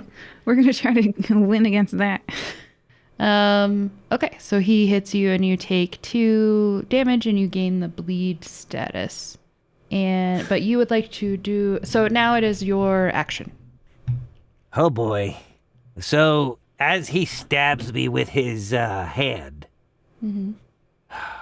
I would really like to do a lot of different things, but I'm down to 3 spoons. So, Oh no. let's see. I'm gonna go with the original plan that Sophia recommended, where I will grab, I guess, maybe even his hand. He's stabbing me with it. It's right there. I'm gonna grab his hand, and I'm gonna close my eyes and teleport, hopefully part of his hand off of his body, towards Sophia, so we could somehow balance this giant tree hand and ourselves on the broom and fly away. Okay. Is that too many things at one time? No, maybe? Oh, I'll tell Sophia to fly away, because my mom will get angry at me if I'm altered. But I'll just say, hey, I gave the metaphorical keys to my buddy, and she'll be fine with that. Let's see if It's you responsible. if you can snap off its limb with muscle, and then we'll see. Well, I don't think yeah, that's going to that go would very be- well. that would be one action, and then then you might have to wait around to then teleport away. Does that sound fair? The action economy is what? 1 free action, 1 free like it's 1 All per. right. I have a new plan. Okay, let's hear your It's new plan. risky. Okay. I'm going to do what I did with the last guy, and I'm going to teleport this tree 3 miles straight up. And then I'm going to say, Sophia, run! And then I'm going to teleport straight up. You can go 100 feet, right? It says I could go hundreds of miles, Hundreds of... but it gets risky the longer I go. But if I could see it, it's less risky. So I can see the sky. Or, no, it's foggy, right? So maybe not. It's foggy. You're in a misty forest, and it's a huge forest that's canopying you, so you can't see very far up. Well, I'm going to would be very picture risky. sky. Uh-huh. I just got stabbed by a giant tree, and I'm not very happy about it. And, oh no, if he falls down in the canopy, how are we going to get the branches? Ugh. Right. He could break apart, and you'll never know which branch it is, or you would also take damage falling in the tree. Okay, new plan. Sophia, I'm going to yell at you and say, grab onto the tree! And, hopefully, and don't forget my broom! And so hopefully we'll all teleport together, and we'll go. I'm going to go to that, heat-sucking monster, because I know where he is, and I'm going to introduce Tree to the other guy, and we're going to see what happens. Okay. That sounds great. You were a very lenient GM. All right. This is a yes and game, okay? I know how to do this.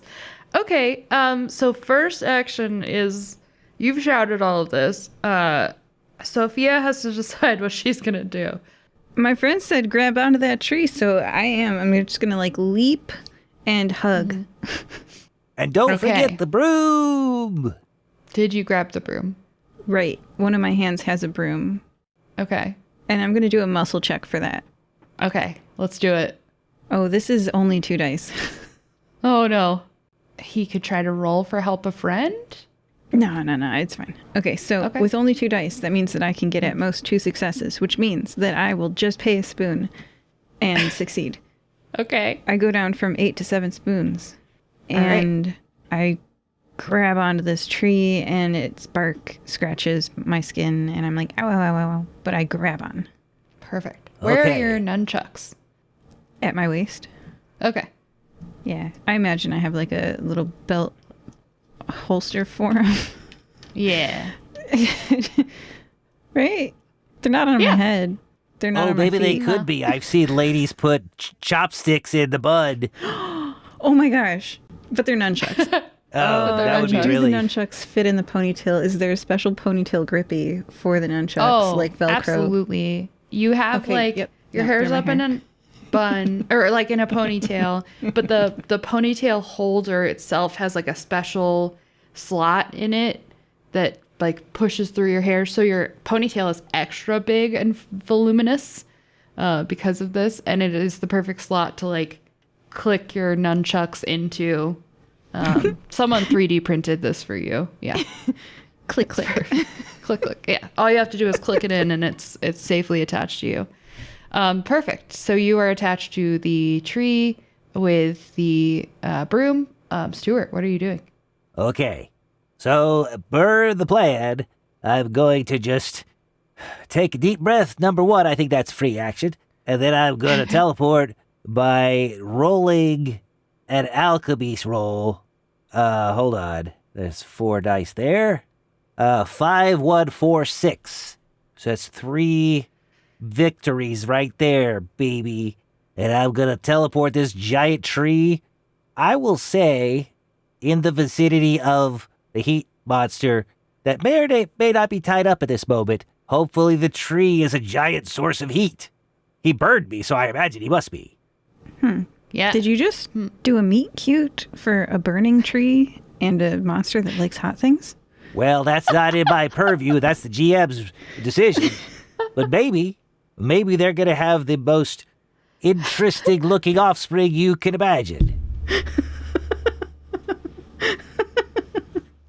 Okay, do I roll with this or do I pivot roll or yes and GM. Okay. You successfully transport yourself, Sophia, the broom, the giant tree, oaken sage, to near the hot springs. It's not perfectly where you were, but it's close enough. As you teleport, you can see that the warmth eater has not managed to untie itself, but it has managed to get back to the hot springs. You can see the path, drag path in the snow, to where it has spent hours scooting itself slowly back to the hot springs. But it has not managed to get the rope off entirely yet. And you are now on a tree in a different location, not in the woods. So I guess the mist is gone. Oh, that's great. Which means you would get your abilities back? Ooh, now I can cheer them on.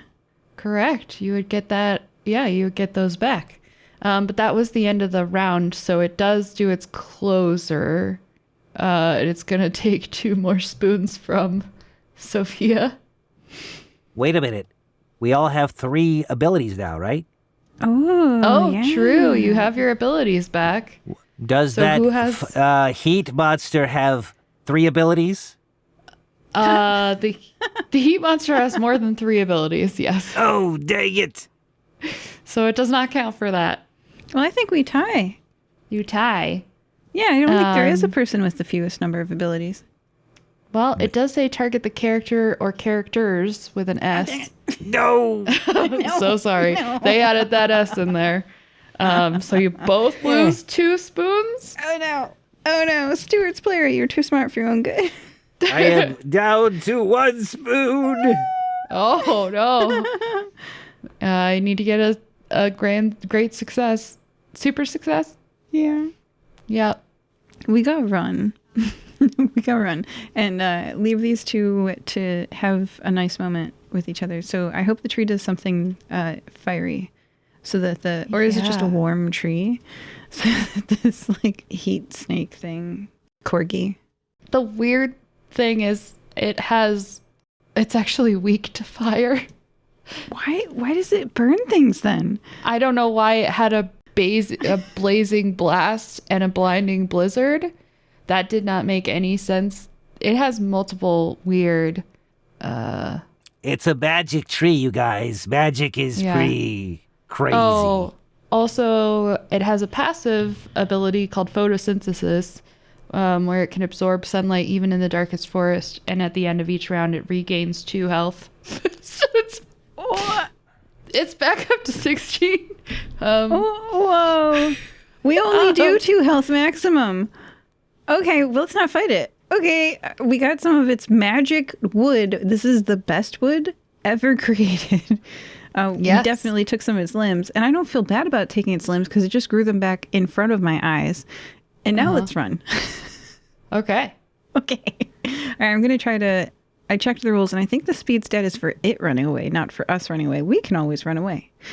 Oh, okay. Yeah. I guess if they can always hit, we can always run away. Right. This is the beginning of a round, so it does necessarily go first. Okay, well, I'm going to cheer on my friend because I don't want my friend to die. And I'm going to say, here's 2 extra dice. I'm being really nice. I was going to say, you've got the broom. Yeah, so come here and make any check at all. Like cheer on the monsters to untie each other, whatever. Because as long as you get a super success, whatever you do, as long as you get a super success, you have 2 spoons instead of just 1. So I'm going to try to roll 8 dice now to see if I recover 1. Yeah, no, the odds of getting at least 3 or at least 4 dice when you're trying to just hit 3 they're always pretty good. So I actually got 5 that time. So yeah, I got a super success. I go up from 5 to 6 spoons and I pat the broomstick. I'm like, let's go. And you have 2 extra dice on whatever you do as we get out of here. I'm going to... Well, what am I going to do? You technically don't have the wood. I mean, you were holding onto its arm and you teleported it. So you still need to break off a chunk of the wood. All right, here's what I'm going to do. Similar to the way I got ropes out of my fingers and it was a little grotesque. I'm going to do something similar.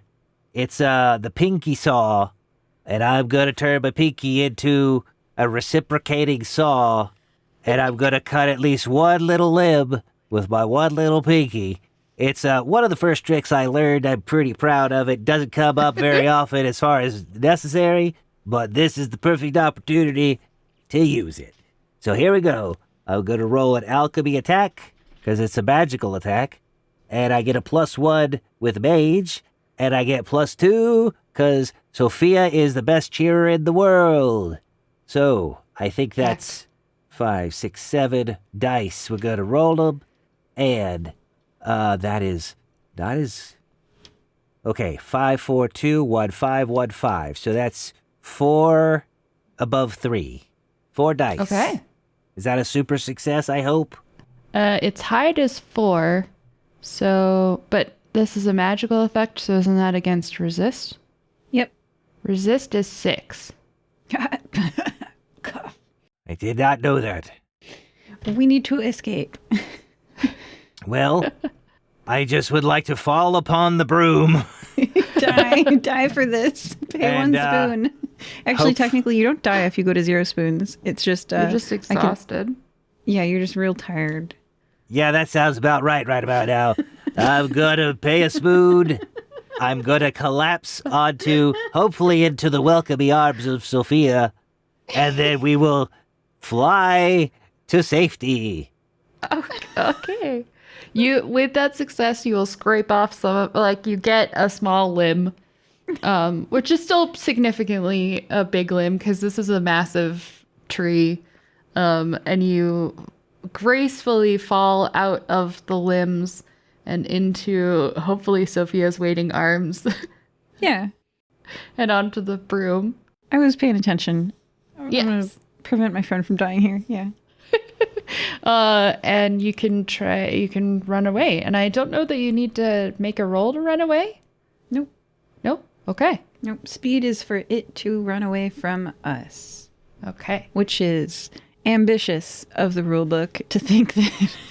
Yes, that a creature is going to run away from you. Yeah. Average party size in this rule book, it's saying is 4. So just twice as good as us. Mm-hmm. Yeah. As you speed away from the tree and the warmth monster, you see the tree start ambling towards the warmth eater, but you don't see what ends up happening. So that is a mystery for you to solve at another time. Oh, man. That could have been like a Godzilla versus Mothra situation. That would have been awesome. That's what it probably will end up being. Because that's an evil tree, and that's a poor little warmth eater that just wants to relax in the hot springs. But you successfully make it back to the guild hall with your resonant timber, and you are exhausted, poor Stewart. Yeah, all your rolls when you have 0 spoons are made with, what's the word? The one where your successes get re-rolled. So, like, if your dice meets the target number, Disadvantage? Yeah, basically in this game. Reaching 0 spoons. 0 spoons. Well, I'm glad we got to explore this mechanic for the listener.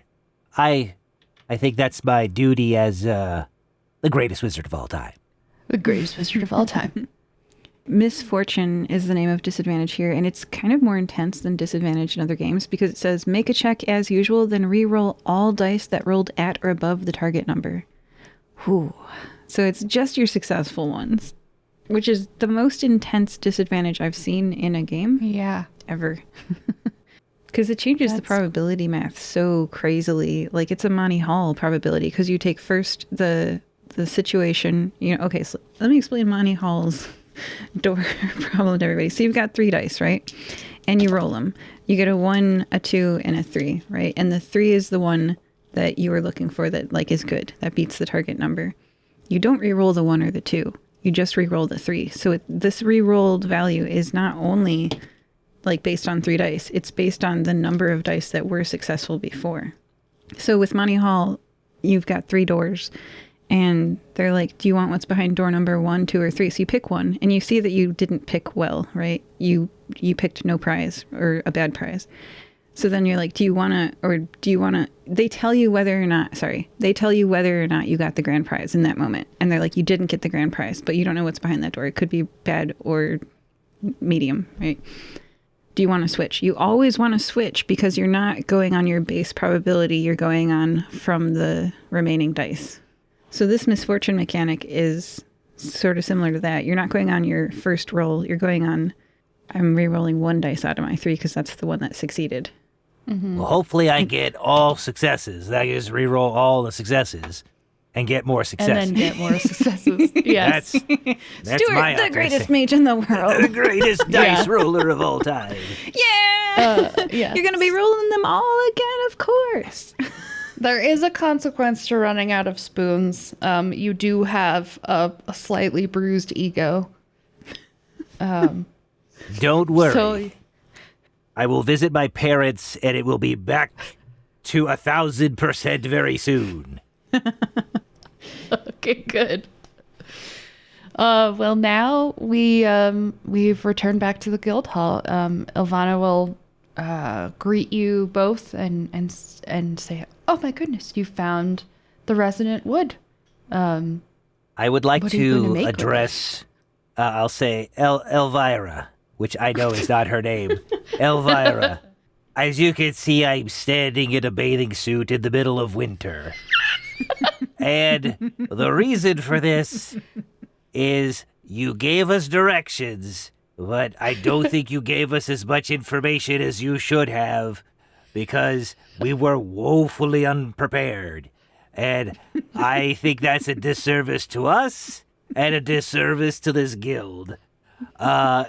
We will gladly craft this resonant timber into whatever you need it to be, but please, as we go for the shards, if we go for the shards, can we get a little bit more intel than we got last time? Oh, make a charm check. Yeah, because one of these situations was like, wear bathing suits, and the other one was like, don't wear bathing suits, and I just don't know whether or not I should. You need to know the proper attire. And don't forget that you have a favor. You have fortune with her because you did her a favor with the pergola. Is fortune the opposite of misfortune, where you reroll only your dice that didn't reach the target number? That is a great question. Well, this is going to be really interesting because I have one charm.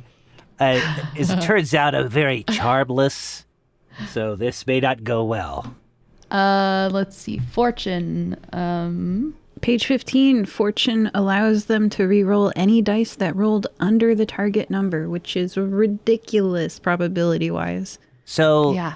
if I understand this right, I should want to fail so I don't have to reroll because of the misfortune, but then do get to reroll because of the fortune. Is that right? Because I have misfortune with no Yes. spoons. So what I really want is to fail in this circumstance as much as possible. Oh my gosh. Wait. No. I think they cancel out. You don't reroll Yeah. anything. Oh, Let's just say they cancel each other out and you just roll Okay. flat roll. that sounds a lot less confusing. Well, here goes my one charm roll. Before It- you roll for Oh. charm. She'll cheer you on. Absolutely. Every time I cheer, I recover hit points. I'm cheering all day, every day. Ultimate cheerer. Listen up, Stewart. This is our floor. And Elvira, you're going to watch us score. I like how I have confused Sophia to her name, and she now thinks it's Elvira also. Oh, Oh, Okay. dang it. Okay, well, I got a super success on my first 4 dice, so I'm not going to keep rolling. I go up to 7 spoons, and you get an extra 2 dice. nice. That's fantastic because my first roll was a 2, the second was a 6, the third was a 5. Is that... That's 2 successes. What's your base charm? 1. I'm not the most personable person. You literally... Okay, let's talk through what would have happened if you'd had a spoon. With 3 successes, you could have just succeeded. But with 2, 1, or 0, you have to pay a spoon to succeed. So because you have Oh. no spoons, you have failed. What is the consequence of this? Maybe I should watch my mouth and not talk down to the guild leader when I have 0 spoons. Maybe let the person with 5 base charm people. You didn't seem to have a problem with what we were doing. You have spoons left over, and I know this is I've gone from bad to worse to what the heck are you thinking, Stewart? But some things need to be said. I think there should be consequences for this. Have to be. Any ideas on consequences? Ilana is unimpressed.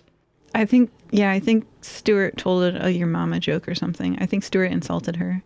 Oh, yes. I mean, you Yeah. called her by her sister's name, Elvira, who is, she is not a fan of. She is very much no contact with this woman.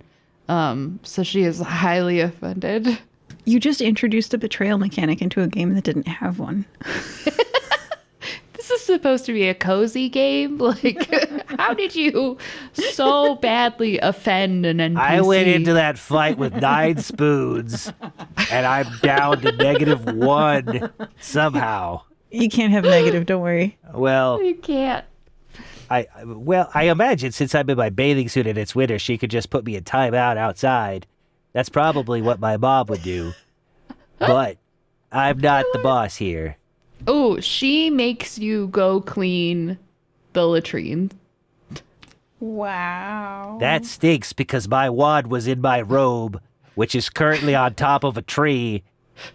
And I'm going to have to use my exhausted body.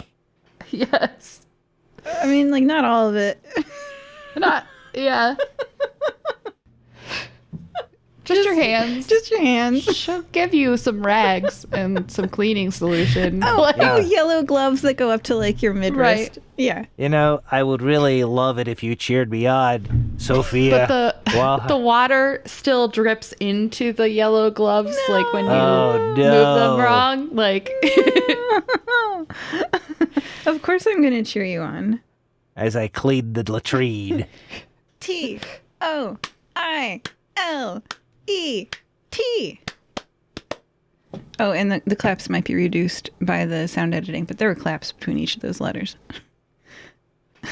Perfect. I feel encouraged and not absolutely humiliated and overwhelmed. Ooh, 446. I actually didn't super succeed. I don't get a hit point, a spoon, and you don't get 2 dice. That's all right. That's about the way things are going right about now. Hey, how about I'm going to suggest this. Cleaning this latrine will take a while. If you want to fast forward while Stewart is regaining his dignity through hard labor, we could try for that shard after. It'll be a while. like I'm really tired. It might be beneficial. How about while you're cleaning the latrine, Sophia can create an item with the wood, and then you can take the night to rest and then attack the shard tomorrow. So in this game, you actually only get 1 spoon back from sleeping. Oh. It's more about doing cozy things around the cottage to super succeed to make your cottage better. So sort of like the cottage is life. Mm-hmm. Cottage is life. Yes. Just like, yeah. So I've got a list of things we can improve if you want. You know what's going to be cozy? A clean latrine. It's going to be very cozy. Yeah. And as you clean that, I will check this list and see what all we can do. Because I really did this is a lot of stuff. I don't think swimming pool is appropriate for us, but I'm just going to list off some stuff we could build. Okay. We did the pergola. We're doing a fireplace in the future. We could do a fish pond. We could do a cozy loft space. We could do an outside hammock. We could do a sunroom filled with natural light. Actually, let's do that one because I want to knock down a wall. Okay. All right. So you clean the toilets, and I marvel at my pom-poms not working. And I'm like, nyeh, nyeh. I'm like shaking them extra hard, and the chain in between them is rattling. And maybe going like, ah, as I shake it. And I say, I'm kind of frustrated, are you? Are you talking to me? 'Cause Yeah, if I'm not so, talking to... Yeah. Well, sorry, I was lost in my thoughts about what a miserable failure it was with that tree. Oh, by the way, thank you for saving our hides. No pun intended with the hide talk. Yeah, I'm frustrated. What's going on? Scrub, scrub, scrub. I feel like a demo day is sometimes what you need when you're frustrated, don't you think? Oh boy, you see Stewart's eyes perk up like, yeah, I know exactly what you mean. I think this place is a bit dark right now. It could really use some more natural light. All right, all right. Do you mean the latrine specifically, or do you mean like the whole guild hall? Because in either case, I agree. I mean, like the entryway, when you walk in and it's all dark, like your eyes have to adjust. Come on, you go right from flowers and jasmine pergola to like dungeon? Come on, no. We need like more natural light in here. Let's knock down a hole in between 2 studs and we can get a window later. I like it. You know what? You know what's better than that? 2 windows. You know what? I'm going to let you pick the number of windows we pick. We could have a whole wall of windows, just nothing but window. And it would be like this amazing amount of light. And people would actually probably hang out because it's nice. Right? A sun room. Okay. Whoa! Okay. Let's make 1 roll per hole. I'll cheer you on, and you do the actual. But you're purposefully not putting any glass in? Like, because this is your world. You could get glass and put it in there. Like, well, that's stage 2. We got to get the holes in first, and then we get the glass in next.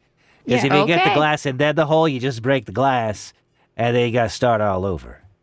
All right, go for it. Okay. Do we want to... Crazy, we're going a bit crazy. No need to be shady. Fire-breathing kittens are here for the win. We'll take you down and up for a spin. And I'm gonna spinning kick the wall. A spinning kick a hole in the wall. Okay, go for it. All right.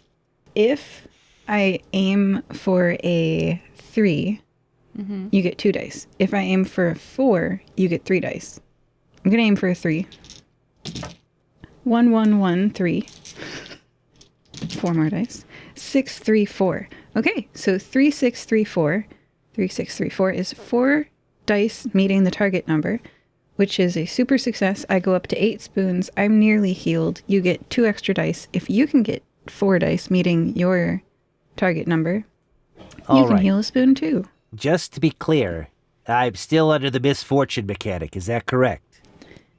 Yes, because you have no spoons. Oh gosh, healing. How do we get that first spoon back? So that, hey, game designer, healing using the rolling mechanic when you have misfortune. Did you mean for that to happen? Oh my gosh, you're a little. Maybe I should have shot my mouth off to the lady that is not Elvira. So that's really a lesson for me, for Stewart. There are consequences for Stewart's actions, unfortunately. There are consequences. Yes. Do you want to sleep and then we'll come back tomorrow and work on this? Well, let's see what happens. I love the cheer. I love the enthusiasm in my eyes. So what I'm going to do is I'm going to use alchemy in my exhausted state, and I'm going to blow a hole in the wall with magic. And then I'm going to consider that an attack roll because I'm attacking this wall with like a vengeance. And then, so that's 4 alchemy, plus 1 because I'm a mage, plus 2 because of the cheer. So that's 7 dice. Okay, I got a 2, 2, 5, 4, 4, 2. So that's 3 successes. But you got to re-roll those because of your misfortune. I'm going to re-roll those 3, and we're going to see what happens. Well, you literally can't get a super success of 4 dice meeting the target number. I got 4, 5, 2. So it's super close, but it's still a failure. It wasn't close at all. So out of the 7 dice, I got 2 successes. Which means you can pay a spoon, which you have none of, to succeed. You really got to sleep in this game. There is no way to recover that first spoon. I'm going to say I may have taken out a load-bearing structure. And then I'm going to go, Sophia, you're great, but I'm not feeling so good. I'm going to go take a nap. I'm going to go to the one comfortable piece of furniture in this place, and I'm going to take a nap. What's your vibe? How do you recover spoons, right? Curiosity. Oh, yeah. If I'm eager to explore and learn new things, I regain 2 spoons each time I successfully uncover a secret or learn something new. Okay, let's go to the library, and we're going to go learn 10 facts. I'm excited about that. I did learn not to shoot my mouth off to Elvira. You did! So I'm going to go ahead and say that's a net 1 spoon. Yeah, so I'm back to 1. Yeah. All right, and let's go learn some fun animal facts. GM, can you just read us like 10 random monster abilities?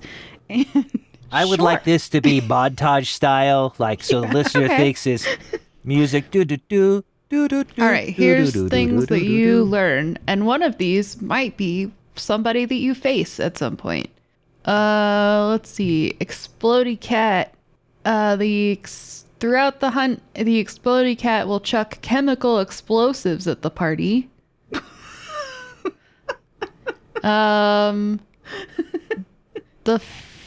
Let's see, next fact, Flower Dragon. To open the gate and gain access to the lair, one must present the 3 high-quality flowers of a type that the Flower Dragon has not seen before. Let's see. By the way, as I go to the library with you, I recover a spoon because we start a scene together. You do. Perfect. I'm at 9. The shell spike, during a feeding frenzy, their senses are on high alert, and it will react aggressively to any perceived threats. Iron Blood will hunt you down. It knows and will set up a series of traps, so that's terrifying. And then I don't want to ever meet that thing. The prismatic drill mole.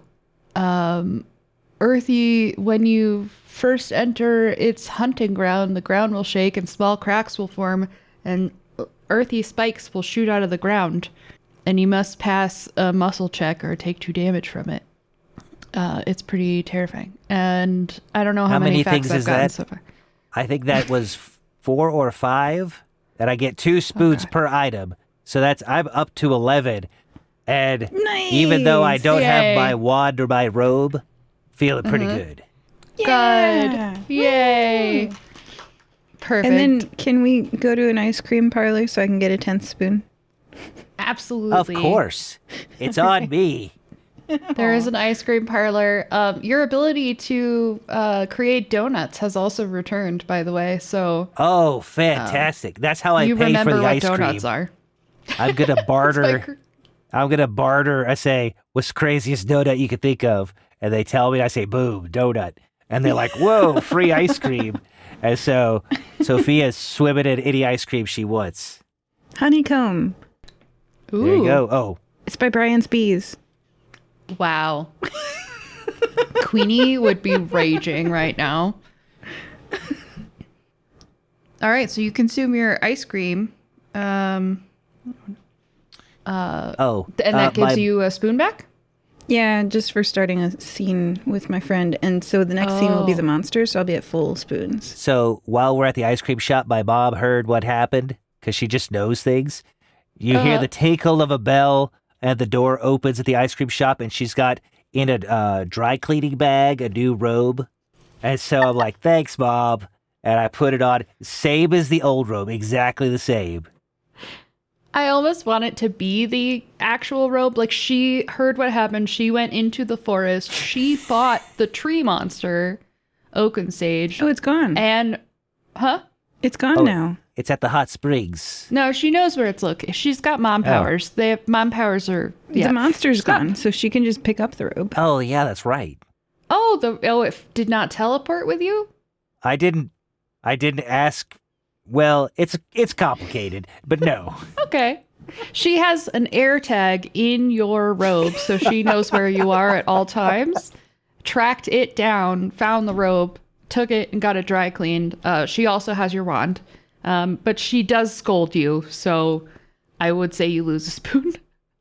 I'm okay with that. And I say, Okay. Bob, I want you to know this is my friend Sophia. I wasn't feeling so good, so I stopped flying the broom, and I handed the metaphorical keys to Sophia, and she saved my life.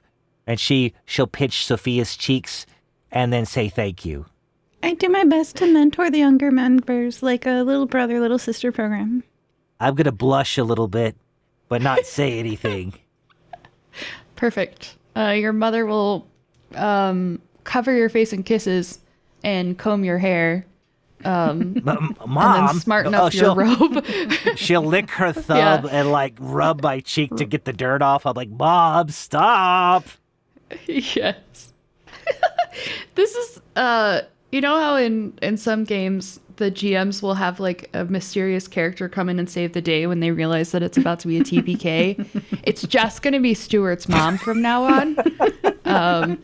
Somehow she comes in and saves you both. All right, perfect.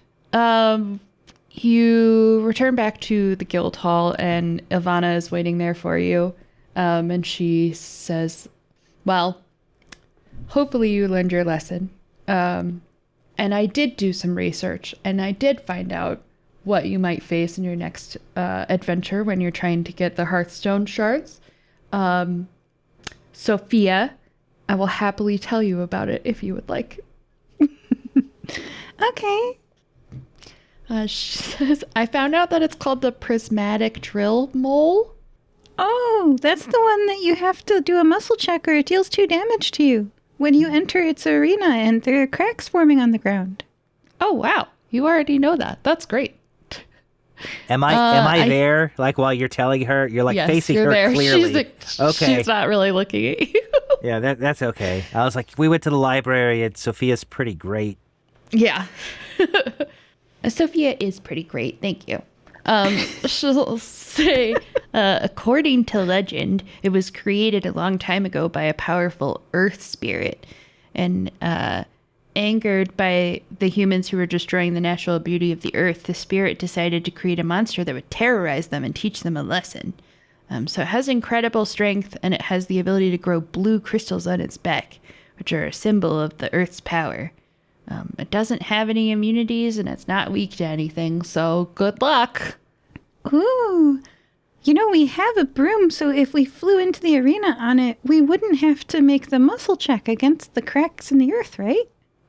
I look true. astonished at Sophia, like that's the smartest thing she's ever said in her whole life. It might 'Cause be. I just keep thinking about, wow, we should really hang out in the library more. That was amazing. That's a good life lesson for a adolescent. Pardon me, Ilvana. I would like to apologize for saying your name wrong and calling you the name of your sister, which I didn't realize there was some friction there. If I could make it up to you, I would like to supply this guild with as many donuts as you would like, as frequently as you would like.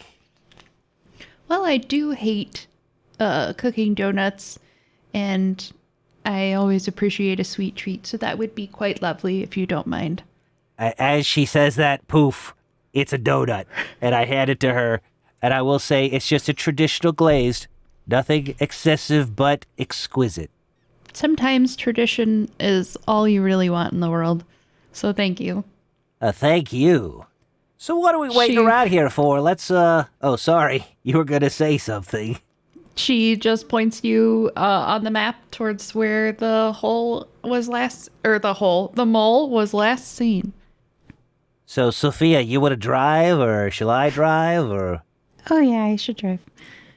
I All just right. look at you like, I take the front seat. Oh, sorry, did you want a donut too? No, I'm good. Thank you. All right. So, and then we head off. I imagine All right. the blue crystals are our target because we're refacing the fireplace. The Hearthstone shards. Hearthstone shards. Okay, so then if we could lasso those up from our broom without getting off the broom, a rope would be really useful. Hey, I show you my hands and I twiddle my fingers. It's like, I got you covered. You're like a go-go gadget lasso. Well, I won't say that wasn't my inspiration, but I love the rope fingers. Righto. And then, yeah, let's head towards this thing. Yeah. All right. Since you are flying, you will avoid the earthy spikes, but you do locate. Well, no, because it wouldn't trigger it. As you continue to search, you see weird. Okay, so you've flown outside of New Inthera. You're in like more of a field type area. It's very plains-like. I don't know if you guys have ever seen prairie dogs, but they have a whole lot of mounds all over the place. And that's what you see in this field, except for these mounds are abnormally large, disturbingly large. And some of them look more solid. Some of them look like are old and are kind of falling apart. And you get the feeling that there might be ones that you can't quite see. So let's see. You're still on. The fact that you're not on the ground makes a lot of this very difficult. I'm having a very easy time, frankly. Yeah, I bet you are. I'm not even driving. This is awesome. You're a passenger princess, a passenger wizard. So you will encounter the mole. There is a giant mole. Let me describe it to you. It has two powerful spinning drills for hands, which it uses to tunnel through even the toughest of soils. Its body is covered in fur and flecked with prismatic crystals growing across its back. It's huge. And it just looks like a giant mole with two drills for hands, and it is currently drilling into the ground as you fly towards it. Hey, Stewart. Yeah. Stewart, here to win. Do it for a 1st and 10. I don't know what that means. I assume it has something to do with a sport. I'm going to roll 8 dice. 5, 3 on the first 4, 6, 6, 3, 4. Holy cow, on the next 4. That's a yes. Super success for me. I am at 11, even if I hadn't started a scene with you. And you get 2 extra dice on this lasso. All right. So we're going to fly, I think, in like when planes are trying to land, but there's too much traffic and they go into that circle standby thing. I think that's what we're doing around the back of this mole. And I'm about to focus on the ropes, and then I just stop for a second. I go, it's a reference to American football. What you want to do is you have 4 chances or downs, if you will, to get 10 yards, and that resets it to the first down. And so that's the goal. And then I focus on the ropes again, and I go, gosh, I remember now. But that was I don't amazing. know how That any cheer of that was. works. That was. Oh, we should check out a game sometime. It's pretty amazing. Okay. It's organized chaos. Anyway, I'm gonna roll. So, GM, is this an attack roll? Would you say, or is it just like a utility roll? This will have to be a utility roll because if you attack it, we're going into combat. I'm not gonna do that. So I Okay. don't get the extra roll for attacking. I'm just gonna roll my alchemy. Oh boy, alchemy plus the 2 that I got from Sofia. So, this is fantastic. I love having spoons and not misfortune. 5, 2, 6, 4, 6, 5. That is 5 successes. You recover a spoon. All right. Yay. I'm back up. So, ropes successfully. Both hands. They thwip out like a Spider-Man type thing. They wrap around one of the, I guess, I don't know how big this thing is. How big is this thing? It's massive. It's bigger than you, which a mole should not be. No, but I mean the thing the shard on the back. How big is the shard? They're pretty sizable. They stick out pretty far. There's some down its tail. There's a bunch on its back, and some like down its biceps a little bit. But they are pretty large, chunky crystals. I'm gonna aim for one in the center of the back, so it's gonna feel just like a pest or something, not like somebody attacking it. So I'm gonna get that one. I'm gonna try to pull it off, and I imagine we're gonna need a lot of help from the broom. Yeah, this is the mosquito strategy. Yes. We're effectively tethered to the mole right now. Yeah. You are effectively tethered to the mole. Unfortunately, when you start pulling, the mole does notice that you are there now, and it is going to dive underground. Oh no. I say, Sophia, our plan has a flaw, and then That's we okay. just start. It's okay. It We is get dragging pulled you down. towards the ground under the tunnels. What are you going to do? I'm going to cheer for Stewart. Okay, that's a good start. I like that. Stewart is dynamite. Fire-breathing kitten's going to win tonight. I'm going to roll 8 dice. This is so many dice. 4, 4, 6, 1, 5, 6, 5, 4. Oh, I should have done the plus 3 dice one, but you have to bet on it beforehand, so I'm just always doing the plus 2 dice one, only having to meet a 3. That's I okay. super succeed. My alchemy is really high. You get 2 more. I'm going to say, Sophia, this is going to feel like deja vu all over again. And so as I'm grabbing the ropes, I'm going to close my eyes, and hopefully this connection to the bowl will allow me to teleport not only me, Sophia, the broom, the ropes, and the bowl, but I'm going to go back to the good old hot springs, and here's what I'm going to do. I'm going to drop the ropes once we get there, and we're going to hover from a safe distance. And then we're going to see, I'd kind of like to see a Mothra versus Godzilla type situation. So I understand this will involve a roll, though, because it's a pretty complicated move. Yes. And it is Okay. resisting you. And you're not touching it. You are tethered to it. So These are rope fingers. These are not ropes. Yes. These are rope Oh, fingers. So you are technically touching it. Oh, this is horrifying. Okay. Yeah, it's a little bit gross. I will buy. Yeah. It is going to be a. disgust. All I can think of is the hot dog fingers from Everything Everywhere All at Once. Yeah. Oh my god. It's still going to be a higher target number. Like, it has to be. I mean, maybe it doesn't. Let's go No, for a it's- 4. Okay. So I don't know. This doesn't feel like an attack roll. So what? Okay, it's not attack roll. You're just teleporting it. So it's just 6 dice. I got a 2, 1, 6, 6, 4, 6. So that's 4 successes. So And you succeed for sure. yeah. So what you see, and this mole is going to be very confused because he's drilling through the soil or ground Yeah. or rock, whatever. And then all of a sudden, he's midair over some hot springs and some snow and what I perceive potentially 2 giant creatures. And I have to undo my rope spell after that. So he will he'll plummet with his drilling into whatever's below, below the mole.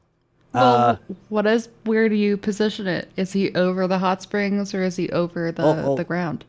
Over the hot springs, in that general vicinity. I know it's probably not an exact size teleport. So, hopefully there's a giant tree below him. That's what I'm hoping, because that tree really messed up my robe, and I didn't like that. My mom had to. Oh, okay. I don't even want to get started, but that's what I'm hoping. I will say you do successfully teleport, of course. The mole is extremely confused to be suddenly in the air. It does not like that. You don't see the tree or the heat eater. What did I call it? Warmth eater. At first, because the mole is blocking your view.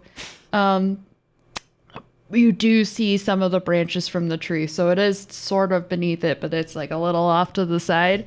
So it is going to splash into the hot springs and get hot water all over what appear to be a canoodling pair. It was a monster meat cute. Oh It was a no! monster meat cute. And then we messed it up. Or You've now have we improved interrupted. it? I don't know. Well, now they're wet, and I don't think they're very happy about that. No, probably not. Yeah, the warmth eater is snuggled into the claw arm of the giant tree, in the water. The tree is absorbing the warmth, and the warmth eater has like banked down its embers on the side that's cuddling against the tree, so it's not burning it at all. They're snuggling, but they're very confused because a giant prismatic mole has fallen into the warmth, and then there are two very familiar humans on a broom above them. Okay, the mole does not react particularly well to this. It is angry. It is going to initiate combat.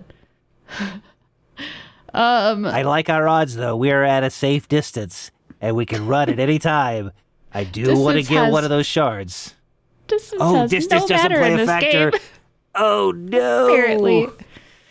Okay, so its opener is Drill Might. The mole punches one of its drill hands into the ground, and a moment later, hundreds of spinning drill stalagmites pop out. All characters take 3 damage and gain the bleed status. Even those on brooms? Technically, since there is no distance in this combat, there's no way to say, like, you're at a far enough away distance, and how long your rope was, like... They Plus could shoot up stalagmites into the can be sky tall. also. Yeah, stalagmites shoot up into the ground, sky, so you at All least right. take 3 damage. Does that also include the cuddling monsters? Because they're going to be very irritated. Oh, Yeah, it does. I have a question about the stalagmites that shot up. Mm-hmm. Are they blue crystals? No, they are drills. Okay. It does say drill stalagmites instead of like crystals. Fair. But that would be I'll find a good way to idea. get those rocks. So, can you describe the bleed condition? I can, yes. When I go to page 39 in the rule book, bleed is a special status that some abilities inflict. When a creature gains bleed, it takes 1 damage at the end of its turn, and it can give up its turn to attempt to stop the bleeding. Monsters heal faster than the PCs can. After taking the damage for that round... Oh, that's a monster, though. Yeah. Yes, so you can give up your turn to stop bleeding. Otherwise, you continue to take 1 damage at the end of each of your turns. Okay, so since the number of turns in this combat is very important, I'm going to try to end it in 1. Okay. Here's what I'm doing. Stewart, lend me your rope finger. Okay. I'm going to try to bungee jump. I think I can do it. All right. I'm glad you communicated that ahead of time. And so, I brace my legs around the broom, like you're hanging upside down on the monkey bars type of thing. Yeah. And I'm like, go for it. And I know I've tried this before, and this really hurts. But I don't tell Sophia that because I'm trying to portray myself as a really strong dude. Oh, no. Yeah. No, it's okay. It'll be all right. If it helps, I'm a flyer. They're the lightweight ones. Okay, and then I'm going to try to blood eye. I can see the vitality, fighting spirit, and literal blood that are left in a creature once per turn as a free action. I can ask how much health the target has left for the drill mole, specifically the crystal. I want to find the crystal that is the least attached on the drill mole. Okay. The drill mole has 10 health and 3 hide, so it's not very, it seems like there are a couple of loose crystals on its back that you could probably grab. And with my action, I'm going to try to bungee jump off of this broom with Stewart's bungee fingers. This is a very strange situation, but we're going to try it. I get a bonus die on checks that will result in damage to that creature as long as that creature is the only target. So that's 3 muscle dice instead of just 2. And that is a 6, a 5, and a 1. So I'm going to pay 1 spoon to go down to 7 spoons to do a damage to this creature. And that damage is I'm going to yoink out one of its back crystals. Perfect. Go for it. Oh, you did. You already rolled. You succeeded. Correct. Okay, so you bungee dive off of the broom. Stuart, your poor fingers are being stretched to their limits. The mole is distracted from everything that's happened. And you jump down. You grab one of the large crystals that's a little bit wobbly and loose, like a loose... Oh my god, you're doing the door with the string trick when you're trying to pull a tooth out. Sort of. You grab a hold of that crystal and you just yank it and it pops out a little bit, and then the force of it, these are bungee fingers now, means that you bungee, that's not a verb, all the way back up to the broom with this crystal in your hand. And because you're a cheerleader, of course, you gracefully land back onto the broom with no issue because you're super acrobatic and that's what flyers do. So you are back on the broom with this giant crystal, and the mole is raging at the sky. Go, Stewart, go! I'm a little bit distracted because the whole time she's bungee jumping, I have my mouth open as if I'm screaming, but it's a silent scream, like that. And then for the listener, I had my mouth open and silent scream. That's why you heard nothing. Anyway, I'm trying to recover. Breathe. It's like, yes. And then I just start going straight, and I don't know which direction I'm going. I just know leaving is the right solution. So I'm just going, and then eventually I figure out I'm going the wrong way, but I take the long way around to get back to the guild hall. Perfect. Somehow, even though you take the long road back to the guild hall, the road back does feel shorter for you. And when the guild hall comes into view, you feel it respond. It's not excited, it's more expectant. And Ilvara will meet you at the door, and she'll see the the shards in your hand, and she'll just say, that'll do nicely. That will really spruce up the hearth. I'm so appreciative. When you go inside and you plant the crystals around the hearth and rebuild it as you like, and what did you do with the timber? Oh, you were gonna build the sunroom with it? Or the sunroom is something different? What would you like to do with the timber? That was just to get the spoons going. I don't know what they needed the timber for, but I think we could probably make the loft area, or perhaps the, I don't know. I think, I got it. So I know, like in New Mexico, there's this famous spiral staircase carved out of a single piece of wood in a church. I know about that. Yeah. Yeah. So I would like to do something similar, and it's spectacular. And it's this spiral staircase out of this, what seemed like a tiny piece of wood at the time, but it was coming off a giant monster, so it's actually quite huge. And a spiral staircase that goes up to a loft. And then it's like rich, the coloring is very like, mahogany, cherry, beautiful type stuff. And very cozy. That's really what I'm going for. So that's what I want to do with the wood. But I'm learning something, and I say, Sophia, what would you like to do? This is my offer, but I am open to hear the advice of other people. That looks amazing. I can't believe you've done such a good job. Oh, yes, thank you. Thank you. Well, what do you expect from the greatest wizard in the world? That ego's back. Spoon's no longer at 0. That's right. It has healed entirely. So it says at the end of the game, crafting is a fundamental aspect of the game. After the hunt, the party returns to their cottage to start crafting a home good item from the gathered material. Each character takes turns describing how they contribute to creating the item, then they make a check, which is usually target number 3. Count the number of players who succeed. A super success counts as 2 successes.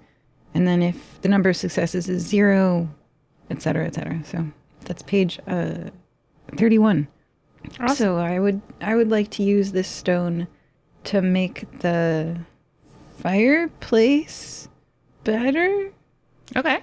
Wonderful. By maybe they've got like a tool there that shaves off a few inches of the stone at a time, and we face the fireplace with blue.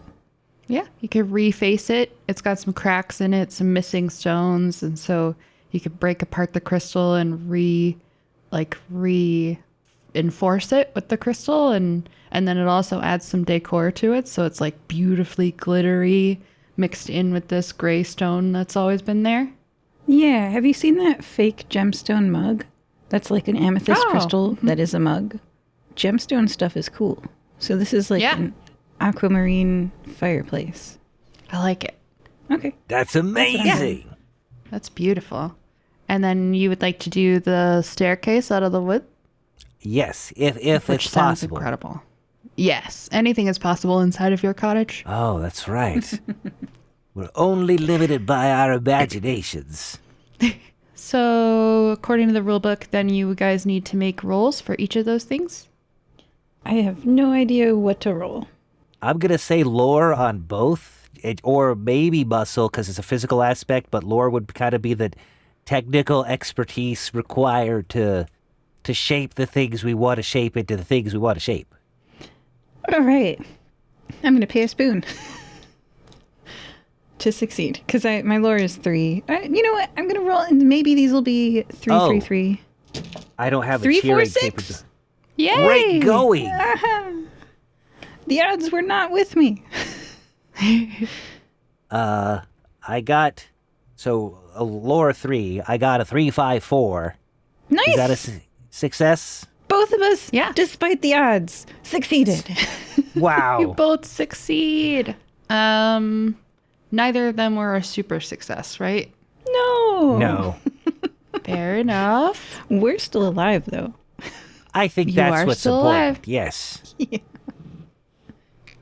That means that you have made a... Where did it go? There we go.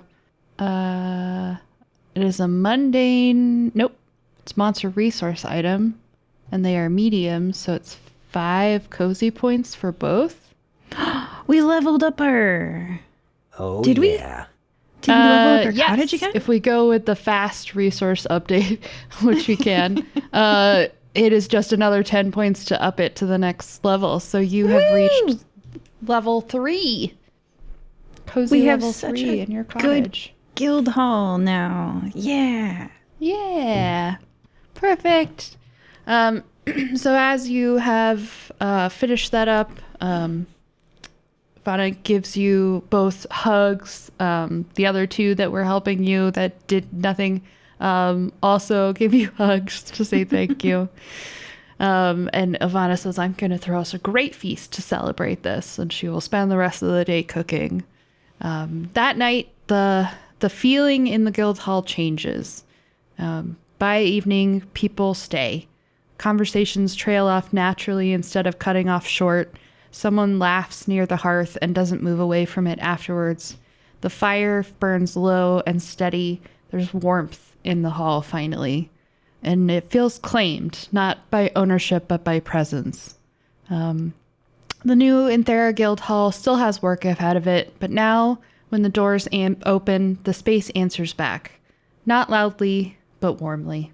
And that is the end of our adventure. Joining me today were Stewart Bagatsky. Said it wrong. Bagatsky. You said it just right. Stewart Bagatsky. Thanks, everybody. I wanted to be known that I did stop myself from bleeding before working on the staircase. So the staircase is not covered in my blood. Thanks. And Sophia Yang. We'll see you next time. Bye-bye. Bye. Bye, everybody.